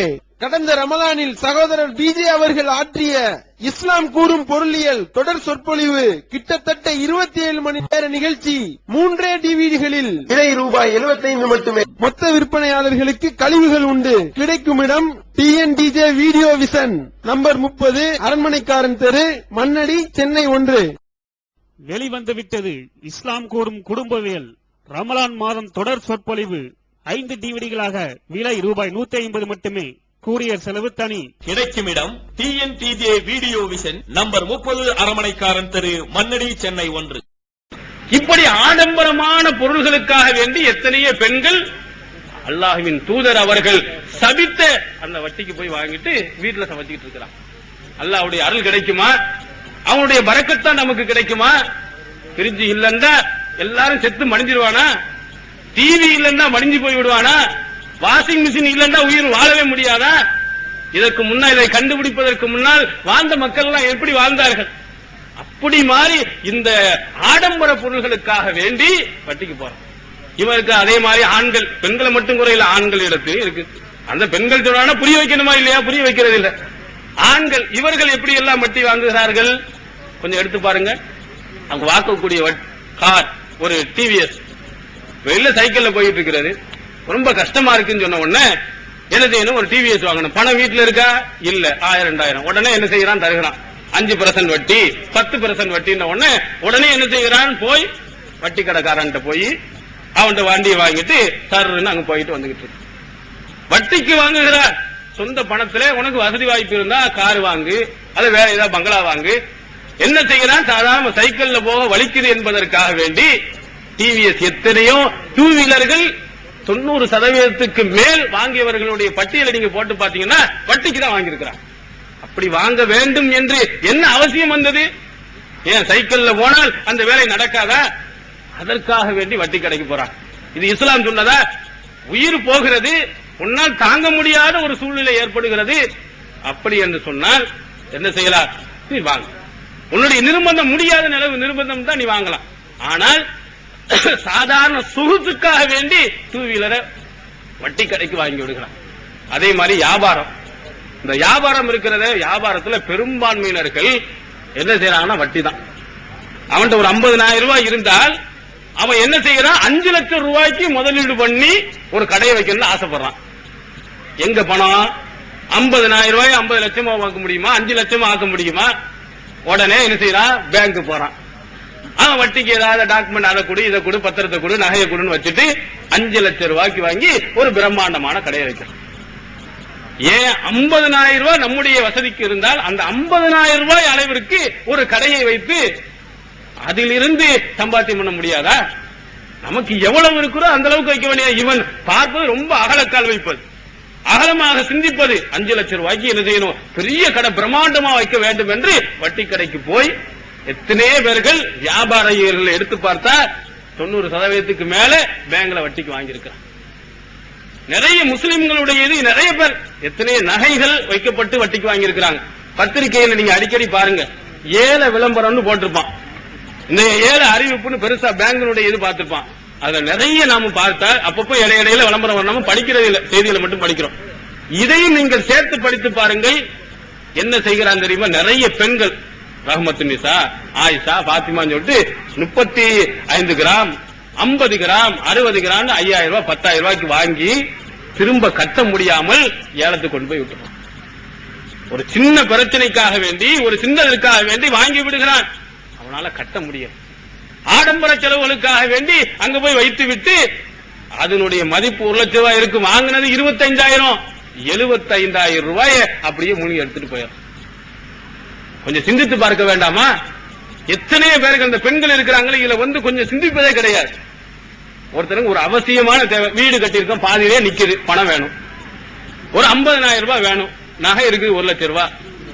என்ன செய்யறாங்க? அந்த 50,000 ரூபாய்க்கு வித்துப்பிட்டு அதை கட்டுவோண்டா, எங்க உமா போட்டது, எங்க வாப்பா போட்டது, என் குடும்பத்துல இருந்து தொடவே கூடாது. என்ன செய்யலாம்? வட்டிக்கு வேண்டுமானா அடகு வச்சுக்கிறீங்க, அதுக்கு பிறகு எடுத்துக்கிருவோம். பார்த்தா 50,000 ரூபாய்க்கு 50,000 ரூபாய் வட்டி கட்ட வேணும். அப்ப வட்டி கட்டி தான் எடுக்க வேண்டியது. சில நகைகள் அப்படியே மூழ்கி போயிருது. நம்முடைய கஷ்டம் 50,000 ரூபாய் செலவாயிருச்சு சொன்னா 50,000 ரூபாய்க்கு வித்துட்டு சின்ன அளவுல ஒரு நகையை போட்டுக் கொண்டால் என்ன? சிந்திக்கதில்லை. வட்டிக்கு வைங்க, அடகுக்கு வைங்க அப்படின்னு எத்தனையோ பெண்கள் சொல்வதை பார்க்கிறோம். நபிகள் பெருமானார் ஸல்லல்லாஹு அலைஹி வஸல்லம் அவர்கள் எவ்வளவு அழகா சொல்லி காட்டுகிறார்கள். இது சாபத்திற்குரியது, லேனத்திற்குரியது, அல்லாஹ்வுடைய அருளே இல்லாமல் உங்களை ஆக்கிவிடும் என்று நபிகள் பெருமானார் ஸல்லல்லாஹு அலைஹி வஸல்லம் அவர்கள் சொல்லி காட்டியிருக்கிறார். அப்போ ஒரு மனிதன் தன்னுடைய அவசிய தேவைக்காக வேண்டி வாங்கினால் கூட இஸ்லாம் கூடாது என்று சொல்லும் போது, ஆடம்பரத்திற்கும் தேவையில்லாத செலவுகளுக்கும் நாம் வாங்கினால் அல்லாஹ் தஆலா பொறுத்துக் கொள்வானா? எத்தனை பேர் திருமணத்தை பாருங்கள், திருமணத்திலே எத்தனை திருமணங்களிலே வீடுகளுடைய அந்த பத்திரங்கள் இங்கே போய் வட்டி கடையிலே தூங்கிக் கொண்டிருக்கிறது என்பதை சிந்தித்து பாருங்கள். பெரிய ஆடம்பரமா அவன் பக்கத்து வீட்டுல இத்தனை பவுன் போட்டான், அதனால என் மகளுக்கு நான் போடுவேன், அவ்வளவு பெரிய பந்தல் போட்டா அதை விட பெருசா நான் பந்தல் போடுவேன், அதை போன்று இவ்வளவு சாப்பாடுகள் போட்டு இருக்கிறான், இதை விட கூடுதலாக நான் போடுவேன். ஆடம்பரமாக அவர்கள் சிந்தித்து தன்னுடைய சக்திக்கு மீறி செய்ய ஆசைப்பட்டு வட்டி கடைக்கு வாங்குறான். அல்லாஹ் தஆலா ஒத்துக்குருவானா? யா அல்லாஹ், எனக்கு ரொம்ப கஷ்டமா போச்சு, சிரமமா போச்சு, திருமணம் நடத்த முடியல, என் பிள்ளைக்கு நகையை போட முடியல, அவங்களுக்கு விருந்து போட முடியல, அதுக்காக தான் நான் வட்டிக்கு வாங்கினேன்னு அல்லாஹ் விட்டுருவானா? அல்லாஹ்வின் தூதர் அவர்கள் சொல்லவில்லையா? அழகா சொன்னாங்க, இன்ன அலமன் நிக்காஹி பரக்கத்தன் ஐஸருஹும் உனா. இந்த திருமணத்திலேயே அருள் நிறைந்த திருமணம் செலவு குறைவாக செய்யப்படக்கூடிய திருமணம் தான். எந்த திருமணத்தை ரொம்ப ரொம்ப கம்மியாக நீங்கள் செலவு செய்கிறீர்களோ அல்லாஹ்வுடைய அருள் அப்படியே கூடிக்கொண்டே போகும். 1 லட்சங்கிறது 50 ஆக்கி, 50 25 ஆக்கி, 10 5 2 1000 500 என்ற அளவுக்கு சுருக்கமாக நீங்கள் திருமணம் செய்தால் அல்லாஹ்வுடைய அருள் நிறைஞ்சிருக்கின்ற என்னுடைய தூதுவர் உனக்கு சொல்லி இருக்கும் போது, பிரம்மாண்டமான விருந்து போட வேண்டும், பந்தல் போட வேண்டும், நகை போட வேண்டும் என்பதற்காக நான் வட்டி கடைக்கு போனேன் என்று சொன்னால் அல்லாஹ் தஆலா மறுமையிலே நம்மை விட்டு விடுவானா? கடுமையான தண்டனை நமக்கு கிடைக்காதா? கொஞ்சம் நீங்கள் சிந்தித்து பார்க்க வேண்டும். இந்த வட்டி இருக்கிறதே இந்த சமூகத்திலே மிகப்பெரிய பிரச்சனைகளை உருவாக்கிவிடும். சில ஊர்களில் நாம் பார்க்கிறோம், முஸ்லிம்கள் நிறைந்த ஊர்களில் நாம் பார்க்கிறோம், விபச்சாரம் கொஞ்சம் கூடுதலாக உள்ளே போகிறது. எப்படி போகிறது? ரொம்ப ஆடம்பரமான செலவுகளுக்காக வேண்டி அவர்கள் பெயரிடுவது என்பதற்காக, வீடு குடிபுகிறேன் என்பதற்காக, அதுக்கு பிரம்மாண்டமாக செய்ய வேண்டும். வட்டி கடைக்கு அங்க லோக்கல் இருக்கக்கூடிய இந்துக்கள் இவர்கள்ட்ட எல்லாம் என்ன செய்யலாம்? வட்டிக்கு வாங்குறான். வட்டிக்கு வாங்கிவிட்டு கட்ட முடியாத காரணத்தினால் இந்துக்கள் இருக்கக்கூடியவர்கள் பிளாக்மெயில் பண்றான். பணத்தை கொடு, இல்லை என்றா கற்பை கொடு. இப்படி எத்தனை இஸ்லாமியர்கள் ஊர்களில் நடந்து கொண்டு இருக்கிறது. எத்தனையோ பேர்களை நாம் பார்த்து இருக்கிறோம். எத்தனையோ ஊர்களில் புகார் சொல்லப்பட்டதை நாம் கேட்டிருக்கிறோம். ஒரு கற்பு இருக்கிறது, அது எவ்வளவு உயர்வானது. எத்தனை கோடி ரூபாய் வந்தாலும் அதை நம்ம வாங்க முடியுமா? ஒரு பெண்மணியிடத்தில் இருக்கக்கூடிய மிகப்பெரிய ஒன்று அதானே. அல்லாஹ் தஆலா திருமறை குர்ஆனில் லரபல்லாஹு மஸலல் லல்லதீன ஆமனு, ஈமான் கொண்டவர்களுக்கு அல்லாஹ் தஆலா அழகான பெண்களை உதாரணம் காட்டுகிறான் என்று சொல்கிறானே. அந்த 2 பெண்கள்ல ஒன்னு ஆசியா அம்மையார், ஃபிரௌனுடைய மனைவி, இன்னொன்னு மரியம். இந்த மரியத்தை பற்றி அல்லாஹ் தஆலா சொல்லும் பொழுது தன்னுடைய கற்பை காத்துக் கொண்டார், தவறான வழிக்கு அவர் போகவில்லை. அதனால் இந்த பெண்ணிடத்திலே இந்த உலகத்தில் இருக்கக்கூடிய ஈமான் உள்ளவர்கள் அத்தனை பேர்களுக்கும் அழகான முன்மாதிரி இருக்கிறது என்று அல்லாஹ் தஆலா சொல்லி காட்டுகிறானே. ஜிப்ரீல் அலைஹிஸ்ஸலாம் அவர்கள் மரியம் அலைஹிஸ்ஸலாம் கிட்ட வரும்போது அழகான ஒரு தோற்றத்தில் போகிறார்கள். சூரத்துல் மரியமிலே இந்த சம்பவத்தை அல்லாஹ் சுட்டிக்காட்டான். போனவுடன் அவர் சொல்ற, அல்லாஹ்வே நீ இறையச்சம் உள்ளவராக இருந்தால் என்னிடத்தில் நீ நெருங்காதே, மரியம் அலைஹிஸ்ஸலாம் எங்கேயோ தூரமான ஒரு இடத்தில் இருக்கிறார்கள். அங்கே ஜிப்ரீல் வந்து மனித தோற்றத்தில், அழகான தோற்றத்தில் போகிறார். யாரும் பார்க்கவே முடியாது. முதலாவது வார்த்தை அந்த பெண்மணி என்ன சொன்னார்கள் தெரியுமா? நெருங்காதே, தவறான எண்ணம் கொள்ளாதே, என்னிட்ட நெருங்கி வந்து விடாதே, அல்லாஹ்வை பயந்து கொள் என்ற கருத்திலே அவர்கள் சொன்னதை திருமறை குர்ஆன் சுட்டிக்காட்டுகிறது. அப்ப ஒரு பெண்ணுக்கு எவ்வளவு முக்கியம் இந்த கற்பு. சிறந்த பெண்மணி யார் என்று ரசூலுல்லாஹி ஸல்லல்லாஹு அலைஹி வஸல்லம் அவர்கள் குறிப்பிடும் பொழுது கணவன் இல்லாத நேரத்தில் தன்னுடைய கற்பை காத்துக் கொள்ளக்கூடிய திருக்குர்ஆன் தமிழாக்கம் பி ஜைனுல் ஆபிதீன்.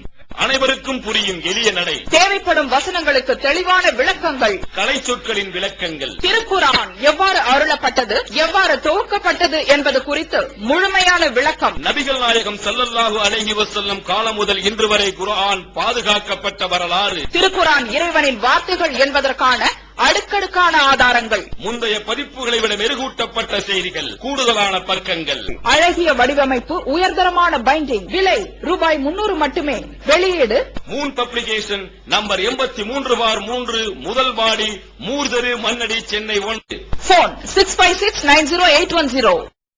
கணவன் இருக்கும் போதும் சரி, அவன் வெளியே சென்று விட்டால் யாரும் பார்க்க மாட்டார்கள் என்பதற்காக தவறாக சென்று விட்டால் அவள் சிறந்த பெண்மணி இல்லை என்று சொன்னான். கற்பு அவ்வளவு முக்கியமானது, அவ்வளவு சிறந்தது.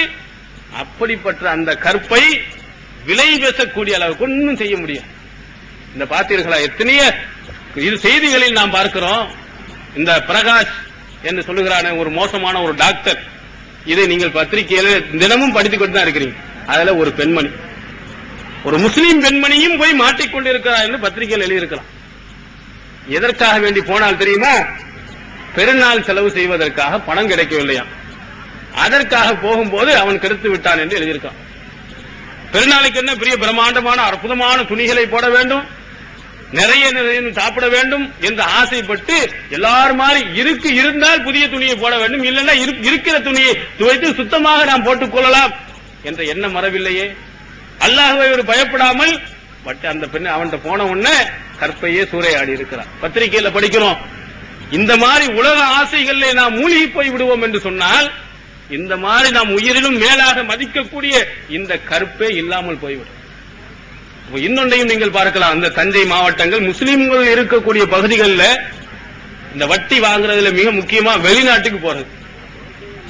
இந்த நாட்டில எவ்வளவோ வழிவகைகள் இருக்கு.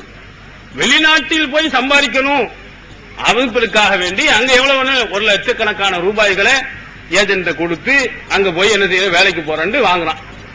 இந்த லட்சக்கணக்கான ரூபாய்களுக்காக வேண்டி எத்தனை பேர்கள் வட்டி கடைக்கு போய் கொண்டிருப்பதை பார்க்கிறோம். எங்க வெளிநாட்டுக்கு அனுப்ப வேண்டும், வெளிநாட்டிலே போய் சம்பாதிக்க வேண்டும் என்பதற்காக இங்க என்ன செய்கிறா, வட்டிக்கு வாங்குறான். தமிழ் கூட அழகா ஒரு கவிஞன் சொல்லி இருக்கிறான், என்ன வளம் இல்லை இந்த திருநாட்டில், ஏன் கையேந்த வேண்டும் வெளிநாட்டில், ஒழுங்காய் பாடுபடு வயக்காட்டில் உன்மதிப்பு உயரும் அந்த அயல் நாட்டில் என்று அழகா சொல்லி காட்டுறான். எந்த வளமையே அந்த இந்தியாவில் இல்லாமல் இருக்கிறது? எல்லாமே இந்த திருநாட்டில் இருக்கத்தான் செய்யுது. அழகான நாட்டில் என்ன வேலை வேணாலும் நீ செய்யலாம். ஆனால் இந்த நாட்டை விட்டு வெளிநாடுன்ற பறந்து போயிடும். சரி, பணம் இருந்தா போ, வட்டிக்கு வாங்கி போக வேண்டுமா? அப்படி இஸ்லாம் நம்மை வலியுறுத்தி சொல்லி காட்டி இருக்கிறதா? வட்டிக்கு வாங்கி கொண்டு போகிறான். போய் என்னத்தை சம்பாதிச்சு கழிச்சான்? நிறைய பேர்களை நான் அனுபவத்தில் நிறைய பேர்களை பார்த்திருக்கேன். சொந்த பந்தங்கள் எத்தனை பேர்களை பார்த்திருக்கேன். வட்டிக்கு வாங்கிட்டு நேரம் பெருசா போறது, வெளிநாட்டுல போய் இறங்கி அங்க சம்பாதிக்க 1 வருஷம் பூரா வாங்கி வாங்கி சம்பாரிச்சு இங்க பெருசா என்னமோ கலெக்டர் வேலைன்னு சொல்லி கூட்டிட்டு போய் அங்க போய் ஒட்டகத்தை மேய்க்க விடுறான். அது வேற கதை. பெருசா இங்க சொல்லுவாங்க மேனேஜர் ஆக்க போறேன், அதை ஆக்க போறேன், இதை ஆக்க போறேன்னு சொல்லி லட்சக்கணக்காக உருவிடுவான். அங்க கொண்டு போய் பார்த்தா ஆடை மேய்க்கிறதுக்கும் ஒட்டகத்தை மேய்க்கிறதுக்கும் தெருல ரோடு போடவும் தான் நிறைய பேரை விட்டுட்டு போறான். என்ன செய்யறது, வர முடியுமா? ₹1,00,000 செலவழிட்டோம். விதியேண்டு என்ன செய்யறான்? இப்ப என்ன செஞ்சுக்கிட்டோம், போட்டுக்கிட்டு இருக்கான், ரோட போட்டுக்கிட்டு ஒட்டகத்தை மேய்ச்சிக்கிட்டு இருக்கிறான். அவன் கஷ்டப்பட்டு பணத்தை இங்க அனுப்புனா என்ன ஆகுது? 1 வருஷம் 2 வருஷம் கொடுக்க வீட்டு செலவும் வட்டிக்கும் கட்ட சரியா போச்சு. வருவாங்க பெருசா ஊருக்கு வந்து இறங்கின உடனே அற்புதமா என்ன கொடையை பிடிச்சிட்டு போவாரு, சென்ட் அடிச்சுட்டு போவாரு, பெரிய சிகரெட் ஊதிட்டு போவாரு. போயிட்டு திரும்ப வெளிநாட்டுக்கு போகணும், திரும்ப வட்டி கிடைக்கணும். எல்லாம் வந்த உடனே டாம் டீம் 2 செலவு பண்றான். அவன் செஞ்சதுக்குலாம் போச்சா வட்டி, திரும்ப போறான், அதை அடைக்கிறதுக்கு வர்றான், திரும்ப வர்றான். இப்படியே நிறைய பேருக்கு வட்டிக்கு வாங்கி போயிட்டு வர்றவங்க பெருசா சாதித்த வரலாறே கிடையாது. அப்படி இங்க வட்டிக்கு வாங்கி கொண்டு இந்த ஊரை விட்டு வெளிநாட்டுல போறான். எத்தனை பிள்ளைகள் இந்த தஞ்சை மாவட்டங்கள்லாம் வெளிநாட்டு மாப்பிள்ள, கப்பல் மாப்பிள்ளன்னு சொல்லுவாங்க. கப்பல்ல இருக்கிறாரு. நம்ம ஆரம்பத்துல வரும்போது எங்களுக்கு ஒண்ணுமே தெரியாது. கப்பல்ல போய் இருக்கிறார், பெரிய இன்ஜினியரா போறோம், கப்பல்ல வேலை செய்ய நினைச்சிட்டு இருப்போம். கப்பல்ல இருக்கிறாருன்னா என்னவா, அங்க வெளிநாட்டில் இருக்கிறாருன்னு அந்த பழக்கத்துல இந்த தஞ்சை மாவட்டங்கள்ல சொல்லி காட்டுவாங்க. அந்த மாப்பிள்ளைக்கு ரேட்டு அதிகம். எப்படி எல்லாம் அநியாயம் பண்றாங்க தெரியுமா? கல்யாணம் முடிச்சு 1 வாரம் 2 வாரம் அப்படியே விட்டுட்டு ஓடி போயிடறான், வெளிநாட்டுக்கு ஓடி போயிடறான். வரதட்சணை என்ன தெரியுமா? பெண் வீட்டுக்காரங்க வெளிநாட்டுக்கு அனுப்பி வைக்கணும். இப்படி எல்லாம் பேசப்படக்கூடிய தன்னுடைய சொந்த தாயை விட்டு விட்டு, அழகான குழந்தையை விட்டு விட்டு, குடும்பத்தை விட்டு விட்டு அங்க போய் கஷ்டப்படுற வட்டிக்கு வாங்கி கொண்டு போய் அங்க போய் சம்பாதிக்க வேண்டும் என்று இஸ்லாம் சொல்லுகிறதா? அல்லாஹ்ட்ட சொன்னால் இதை அல்லாஹ்த்தால ஏற்றுக்கொள்வானா? நான் சம்பாதிக்கணும், அதிகமாக சம்பாதிக்க வேண்டும் என்பதற்காக லட்சம் ரூபாய்க்கு வட்டிக்கு வாங்கி கொண்டு நான் போனேன், அந்த அல்லாஹ் ஏத்துக்குவானா? இத இங்க ஒரு 1000 ரூபாய் சம்பாரி, அந்த 1000 ரூபாய் சம்பாதிச்சு கஷ்டப்பட்ட கூழோ கஞ்சியோ உன்னுடைய குடும்பத்துக்கு கொடு. இதை இஸ்லாம் சொல்லவில்லையா? அல்லாஹ் சொல்லி காட்டுகிறானே, செல்வத்தை கொண்டும் உங்களுடைய உயிர் இழப்புகளை கொண்டும் நான் உண்மை சோதிப்போம், பொறுமையா நீ இருக்கணும் அல்லாஹ் சொல்லவில்லையா? கஷ்டத்தை எல்லாம் கொடுக்கத்தான் செய்வேன். இஸ்லாத்துக்கு வந்து விட்டாய் என்று சொன்னால் பெரும் செல்வத்தை கொடுப்பதாக அல்லாஹ் சொல்லவில்லை. இரு, வட்டிக்கு வாங்காமல் இருந்தால் உனக்கு கஷ்டம் வரத்தான் செய்யும், பிரச்சனைகள் வரக்கூட செய்யலாம். அப்ப கஷ்டம் வரும்போது, சிரமங்கள் வரும்போது கண்டிப்பாக நீ பொறுத்துக் கொள்ள வேண்டுமே தவிர அதற்காக வட்டிக்கு வாங்கி கொண்டு வெளிநாட்டுக்கு நீ செல்ல வேண்டியதில்லை. பண வசதி இருந்தால் நீ செல், அது கூட குடும்பத்தை விட்டு நீ செல்ல வேண்டுமா என்பதையும் நீ கொஞ்சம் சிந்தித்து பார்க்க வேண்டும். அப்ப இந்த வட்டிக்கு வாங்கி கொண்டு வெளிநாட்டுக்கு போகக்கூடியவர்களையும் நாம் பார்க்கிறோம். நீங்க நம்ம வட்டிக்கு வாங்குறான் என்று சொன்னா ரொம்ப சிரமத்துல நீங்க கொஞ்சம் பட்டியல் போட்டு பாருங்க, உயிர் போற நிலைமை. எவனும் காசு தரல, அதுக்காண்டி வட்டிக்கு வாங்கினாண்டு எத்தனை சதவீதம்? 1% காட்ட முடியுமா? எங்க இந்த பணம் இல்லை என்று சொன்னால் என்னுடைய குடும்பமே அழிஞ்சு போயிரும், அதற்காகத்தான் நான் வட்டிக்கு வாங்கிறேன் அப்படின்னு சொல்றவரை காட்ட முடியுமா? ஆடம்பரத்துக்காக வேண்டியும் நிறைய சம்பாதிக்க வேண்டும் என்ற ஆசையிலும் தான் நிறைய பேர்கள் வட்டி கடைக்கு போய் கொண்டிருக்கிறார். அதனால்தான் நபிகள் பெருமானார் ஸல்லல்லாஹு அலைஹி வஸல்லம் அவர்கள் இந்த வட்டி இருக்கிறதே, என்னத்தை நீ நினைச்சாலும் வட்டியில் இருந்து எந்த மனிதன் நீங்கணும், அதனுடைய அந்த தூசியாவது அவனுடைய மேலே படிந்திருக்கும் என்று சொன்னார். நஸை என்ற ஹதீஸ் கிரந்தத்தில் பார்க்க, இந்த வட்டி இருக்கிறதே எந்த மனிதன் அதை நீங்கவே முடியாது. எல்லாம் அதை ஏதாவது ஒரு வகையில என்ன செய்யறார், ஒட்டிக்கொண்டே இருக்கிறார் என்று நபிகள் பெருமானார் ஸல்லல்லாஹு அலைஹி வஸல்லம் சொல்லி காட்டுறார். தூசியாவது கொஞ்சம் ஒட்டிக்கிட்டு இருக்குமா? ஏன் அந்த அளவுக்கு இந்த மனிதன் இருக்கிறானே, இந்த மோகம் உள்ளவனாக இவன் இதிலிருந்து விலக வேண்டும் என்று சொன்னார். வட்டி கடைக்கு நான் போக மாட்டேன், வட்டி கொடுத்து சம்பாதிக்க மாட்டேன் என்று சொன்னால் உறுதியான ஈமான் அவனுடைய உள்ளத்துல வந்துட்டா, அல்லாஹ்வுடைய கட்டளை எனக்கு முக்கியம் என்று வந்து விட்டால், அவனுடைய தூதருடைய சொல்தான் எனக்கு முக்கியம் என்று வந்து விட்டால், எவ்வளவு பெரிய சிரமம் வந்தாலும் கண்டிப்பா போகவே மாட்டேன். நபி தோழர்களுடைய வாழ்க்கையை நீங்க கொஞ்சம் சிந்தித்து பாருங்க. யூதர்களுடைய தொழில் என்ன தெரியுமா? வட்டி தான். ரசூல் ஸல்லல்லாஹு அலைஹி வஸல்லம் காலத்துல எல்லாம் வட்டி வாங்கியிருந்தான். யூதர்கள் மட்டுமல்ல, அப்பாஸ் ரலியல்லாஹு அன்ஹு சொல்லுகிறோமே, ரசூல் ஸல்லல்லாஹு அலைஹி வஸல்லம் தந்தையோடு கூட பிறந்தார்களே, அப்பாஸ் அவர்களும் வட்டி தொழில் தான் செஞ்சுக்கிட்டு இருந்தாங்க. கடைசி கட்டத்தில் தான் வட்டியை ஹராமாக்கிய வசனம் இறுதியாக இறங்குறது. இறுதியாக இறங்கிய வசனங்கள் கடைசியாக இறங்குறது இந்த வட்டி சம்பந்தமான வசனம். அப்ப ரசூல் ஸல்லல்லாஹு அலைஹி வஸல்லம் சொல்லும் போது என்ன சொன்னார்கள் தெரியுமா? நான் அந்த அறியாமை காலத்தில் இருந்த எல்லா வட்டிகளையும் நான் தள்ளுபடி செய்கிறேன். அதுல முதல்தான் ரிபல் அப்பாஸ், அப்பாஸ் கொடுத்திருக்கிறாரே வட்டி, அந்த வட்டியையும் தள்ளுபடி பண்ணுகிறேன் என்று சொன்னார். அந்த காலத்துல அப்படி வட்டி தொழில் அவ்வளவு மூலமாக போயும் கூட அதற்கு பிறகு நபித்தோழர்கள் எவ்வளவு கஷ்டப்பட்டாங்க, எவ்வளவு சிரமப்பட்டாங்க. வட்டி கடைக்கு போயிருந்தாங்களா? அவரிடத்தில் போய் வட்டிக்கு வாங்கி சாப்பிட்டு இருக்கிறார்களா? பெரிய கோடீஸ்வரர்களாக சஹாபாக்கள் இருந்திருக்கிறார்கள். அவருடைய வாழ்க்கையெல்லாம் எடுத்து நீங்கள் பார்ப்பீர்களே, ஆனால் ரொம்ப கஷ்டம். சாப்பாட்டுக்கு வழி இல்லை, உடுத்துவதற்கு துணி இல்லை.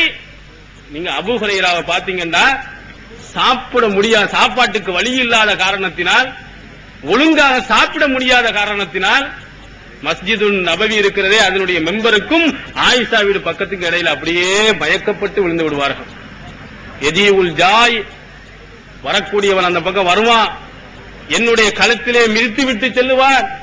அப்ப மக்கள் நினைப்பா, பெரிய பைத்தியக்காரன் முழுக்க மண்ணில் உருண்டுகிட்டு இருக்கிறான். அமாபி மஜ்னூன்,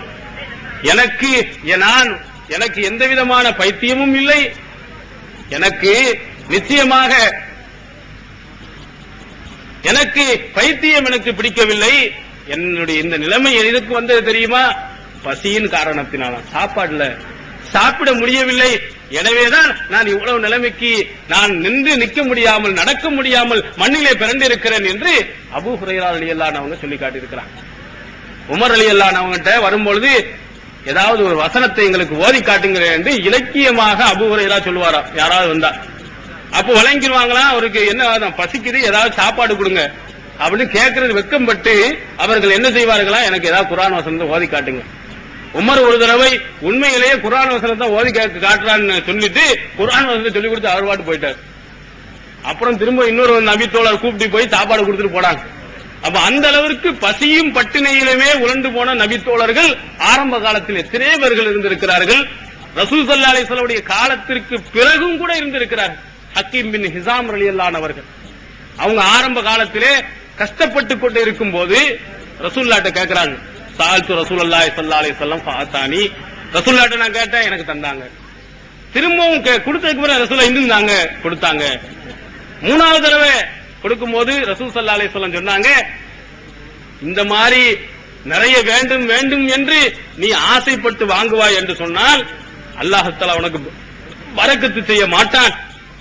அதே நேரத்தில் நீ போதும் என்ற மனத்தோடு நீ ஒரு பொருளை வாங்கினாய் என்று சொன்னால் அல்லாஹ் தஆலா அதற்கு அருள் செய்வான் என்று நபிகள் பெருமானார் ஸல்லல்லாஹு அலைஹி வஸல்லம் சொன்னாங்க. சொல்லிவிட்டு சொன்னா அல் யதுல் உல்யா கைர் மின் யதிஸ் சுஃபலா, இந்த வாங்கக்கூடிய கையை விட கொடுக்கக்கூடிய கை சிறந்தது அப்படின்னு சொன்னாங்க. உடனேயே ஹக்கீம் பின் ஹிசாம் ரலியல்லாஹு அன்ஹு அவர்கள் அந்த வசனம் அப்படியே மனதில் பதிந்து அவங்க இறக்கின்ற வரையிலேயும் யார்ட்டையும் ஒரு பைசா கூட வாங்கவே, வட்டி கூட இல்ல, போய் நான் கஷ்டப்படுகிறேன் கையேந்தோட கொள். அபூபக்கர் சித்திக் ரலியல்லாஹு அன்ஹு ஆட்சி காலம் வருகிறது. அவருடைய ஆட்சி காலத்திலே அபூபக்கர் அவர்கள் ஜக்காத்தினுடைய பொருளை கஷ்டப்படுகிறாங்க கொடுத்தனுப்பும் போது வேணாம் நான் வாங்க மாட்டேன் திருப்பி அனுப்பிட்டான். உமர் பின் கத்தாப் ரலியல்லாஹு அன்ஹு ஆட்சி காலம் வருகிறது. அவருடைய காலத்தில் கொடுத்து அனுப்பும் போது அப்பவும் வேண்டாம்னு சொல்லிட்டான். அப்ப உமர் ரலியல்லாஹு அன்ஹு மக்களை பார்த்து சொன்னார்கள், நீங்கள் எல்லாம் இதற்கு சாட்சியாக இருங்கள். உமர் இந்த ஹக்கீம் பின் ஹிசாம் கஷ்டப்பட்டு கொண்டிருக்கும் போது இந்த உமர் பார்க்காம இருந்துட்டாரு, கண்டுகொள்ளாமல் இருந்து விட்டார் என்று இவர் என்ன செய்வதாக குற்றம் சுமத்தி விடக் கூடாது. நான் கொடுத்தேன், அவர் தான் வாங்கவில்லை என்பதற்கு நீங்கள் என்ன செய்யுங்கள், உறுதியாக சாட்சியாக இருங்கள் என்று சொன்னார். கடைசி வரை கையேந்தவே. ஹக்கீம் பின் ஹிசாம் போன்ற எத்தனை நபித்தோழர்கள் பசியிலையும் பட்டினியிலும் இருந்தார்களே தவிர கையேந்தவே. அல்லாஹ் தஆலா அதற்கு அழகா சொல்கிறான், அமையத்தக்கில்லாஹ யஜஅல்லஹு மஹ்ரஜா வயர்ஸுகுஹு மின் ஹைஸு லா யஹ்தஸிப். அற்புதமா, யார் அல்லாஹ்வுக்கு இறையச்சத்தோடு நடந்து கொள்கிறார்களோ, அல்லாஹ்வுக்கு பயந்து வட்டி தொழிலை நடத்த மாட்டேன், எவ்வளவு சிரமம் வந்தாலும் வட்டி கடைக்கு நான் போக மாட்டேன் அப்படின்னு இறையச்சத்தோடு தக்வாவோடு எவன் இருப்பானோ அல்லாஹ் தஆலா அவர்களுக்கு ஒரு அழகான வழியை அல்லாஹ் ஏற்படுத்துகிறார். வயர்ஸுகுஹு மின் ஹைஸு லா யஹ்தஸிப், அவர்களை எண்ணாத புறத்தில் இருந்து செல்வத்தையும் அல்லாஹ் தஆலா கொடுப்பான் என்று திருமறை குர்ஆனிலே அல்லாஹ் தஆலா நமக்கு வாக்களிக்கிறார். எவ்வளவு கஷ்டம் வந்தா வட்டி கடைக்கு நான் போக மாட்டேன், எவ்வளவு சிரமம் வந்தாலும் போக மாட்டேன், அங்க அந்த வட்டி கடையின் கால் விட நான் மிதிக்க மாட்டேன் என்று நீங்கள் உறுதி எடுத்துக் கொள்வீர்களே, அல்லாஹ் சொன்னதற்காக நீங்கள் நடப்பீர்களே, ஆனால் அல்லாஹ் என்ன செய்கிறானா, உன்னுடைய வியாபாரத்துக்கு ஒரு அழகான வழியை ஏற்படுத்துவானா. அல்லாஹ் தஆலா உங்களுக்கு நீங்களே அறியாத புறத்தில் செல்வத்தையும் கொடுப்பானா. நினைத்து நீங்கள் பாருங்க, நடத்தி காட்டுங்கள், அல்லாஹ் கொடுக்கிறானா இல்லையா என்று பாருங்க. அபூ ஹுரைராவை சொன்னமே, பசியும் பட்டினி உழண்டு போனாரே, அவருக்கு எப்படி நிலைமை அல்லாஹ் கொடுத்தான் தெரியுமா? இறையச்சத்தோடு நடந்த காரணத்தினால், அல்லாஹ்வுக்கு பயந்து நடந்த காரணத்தினால் இந்திய காலம் ஒரு காலம் வருது, பசியும் பட்டினி எல்லாம் தாண்டி போகிறது. அப்போ கித்தான் என்று சொல்லக்கூடிய ஒரு ஆடை, மிக உயர்ந்த ரக ஆடை. அப்போ என்ன செய்கிறார், மூக்கை என்ன செய்கிறார், சுத்தம் பண்ணுகிறார். அபூ ஹுரைரா சளியை சுத்தம் பண்றார். எவ்வளவு உயர்ந்த பட்டை, ரொம்ப உயர்வான ஒரு ஆடையிலே மூக்கை சிந்திக்கொண்டு அபூ ஹுரைரா பஹ் பஹ் யா அபா ஹுரைரா, அபூ ஹுரைராவுக்கு வந்த வாழ்வை பாருங்கள் அப்படின்னு அவரே சொல்றார். ஒரு காலத்துல இதே சம்பவத்தை சொல்ற, ஒரு காலத்துல பசிக்கு சாப்பாட்டுக்கு வழி இல்லாம இந்த அபூ ஹுரைராவை மத்தவெல்லாம் பைத்தியக்காரன் ஏறி மீச்சிட்டு போனான். பசியில உழண்டு கண்ட இந்த அபூ ஹுரைரா இன்னைக்கு பார், அழகான மிக உயர்ந்த துணில மூக்க சிந்துற, உடுத்துறதுக்கு துணி இல்லாம கடந்த அவர்கள், திண்ணை தோழராக இருந்தவர்கள், ஒரு கட்டத்தில் மிகப்பெரிய செல்வத்தை அல்லாஹ் தஆலா கொட்டி கொடுக்கிறான். நபித்தோழர்கள் கூட சொல்லுகிறார்கள், சஹீஹ் புகாரியில் இடம் வருகிறது, இதா அமர்னா பி சதகத்தி இன்தலக அஹதுனா இல ஸூக், அல்லாஹ்வின் தூதர் அவர்கள் தர்மம் செய்யுங்கள் என்று சொன்னால் எங்கள்ட்ட ஒரு காசு கூட இருக்க, உடனே எங்கள் இருக்கக்கூடிய கடை வீதிக்கு நாங்க போவோம், போய் கூலி வேலை செய்து ஒரு கையளவு தானியத்தை கொண்டு வந்து அதுல தர்மம் செய்வோம் என்று நபித்தோழர் சொல்லிவிட்டு அப்ப இருந்தோம். இன்றைய காலத்துல ஒருத்தர் 1,00,000 தீனார் எங்கிட்ட இருக்கு. 1,00,000 தீனாரை அல்லாஹ்தாலா இப்போது கொடுத்திருக்க. அன்னைக்கு தர்மம் செய்வதற்கு ஒரு பைசா இல்ல. அப்ப போய் ரசூலுல்லாஹ் சொல்லிவிட்டார்கள் என்பதற்காக அங்க வேலை செய்து கஷ்டப்பட்டு வாங்கிட்டு வந்து நாங்க தர்மம் செஞ்சோம். ஆனா அல்லாஹ்தாலா எங்க நிலைமை எப்படி வச்சிருக்காங்க இன்று பாருங்கள். 1,00,000 தீனார் ஒவ்வொரு ஆளுக்கு அல்லாஹ்தாலா கொடுத்திருக்கிறான். எப்படி கொடுத்தான்? அல்லாஹ் சோதிக்கிறான் உங்களை. இறையச்சத்தோடு நீங்கள் நடந்தீர்களே ஆனால் ஒரு கட்டத்தில் அல்லாஹ்தாலா ஓஹோ என்று அல்லாஹ்தாலா உங்களை மாற்றி காட்டும். எருதுக்குஹு மின் ஹைஸு லா யஹ்தஸிப். நீங்கள் அறியாத புறத்திலே அல்லாஹ் செல்வத்தை கொட்ட போகிறான் என்று அல்லாஹ் சொல்கிறார். அப்படியே இங்க இல்லாவிட்டாலும் மறுமையில் இதைவிட ஓஹோ என்று நீங்கள் என்ன செய்ய போகிறீர்கள்? வாழத்தான் போகிறீர்கள். திருமறை குர்ஆன் நமக்கு அப்படிப்பட்ட ஒரு வாக்குறுதியை நமக்கு சொல்லி காட்டுகிறது. அல்லாஹ்வுடைய வாக்குறுதி ஒருபோதும் பொய்யே ஆகாது. எனவே இந்த வட்டி இருக்கிறதே மிக மோசமானது, இந்த டேஞ்சரான இந்த வட்டி தொழிலை செய்து கொண்டே வந்தால் இந்த நாடு அர்ஜென்டினா எப்படி ஒரு மிகப்பெரிய பிரச்சனையை கண்டதோ அதை போன்று இந்தியாவும் காணும், தமிழகமும் காணும். இந்த நாட்டிலே இந்த ஊரிலே வட்டியை கொடுத்து வருவீர்களே ஆனால் அங்கும் கூட பயங்கரமான ஒரு பிரச்சனை ஏற்படும். அதைவிட அல்லாஹு தாலாவுடைய கடுமையான ஒரு எச்சரிக்கை இருக்கிறது. வட்டியை விடவில்லையானால் நீங்கள் போவது நிரந்தரமான நரகம். அங்கிருந்து வெளியே வர முடியாது. தொழுகவில்லை, நோன்பு நோக்கவில்லை அப்படி இருந்தா கூட அல்லாஹ் என்ன செய்வான்?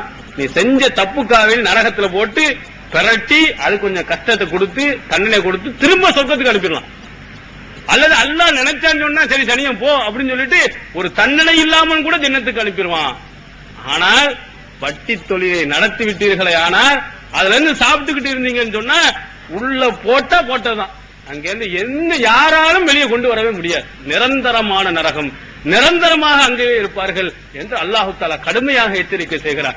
எனவே இந்த சமூகத்திலே இருக்கக்கூடிய மிக பயங்கரமான தீமையான இந்த வட்டியை இஸ்லாமிய சமுதாயத்தில் இருப்பவர்கள் எனக்கு அல்லாஹ்வும் அவனுடைய தூதரும் தான் முக்கியம் என்று நம்பக்கூடியவர்கள் கண்டிப்பாக வட்டியின் பக்கம் போகக்கூடாது. இதுவரையிலும் நீங்கள் இருந்தால் வட்டி தொழிலை நடத்திக் கொண்டிருந்தால் அல்லதுக்கு வட்டிக்கு வாங்கி இருப்பீர்கள் என்று சொன்னால் நீங்கள் இன்றிலிருந்து இனிமேல் நான் வட்டி கடைக்கு போகவே மாட்டேன், வட்டி தொழிலை நான் செய்யவே மாட்டேன் என்ற உறுதிமொழியை எடுங்கள்.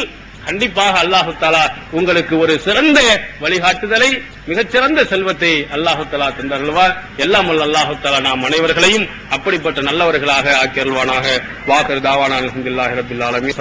அல்லாஹ்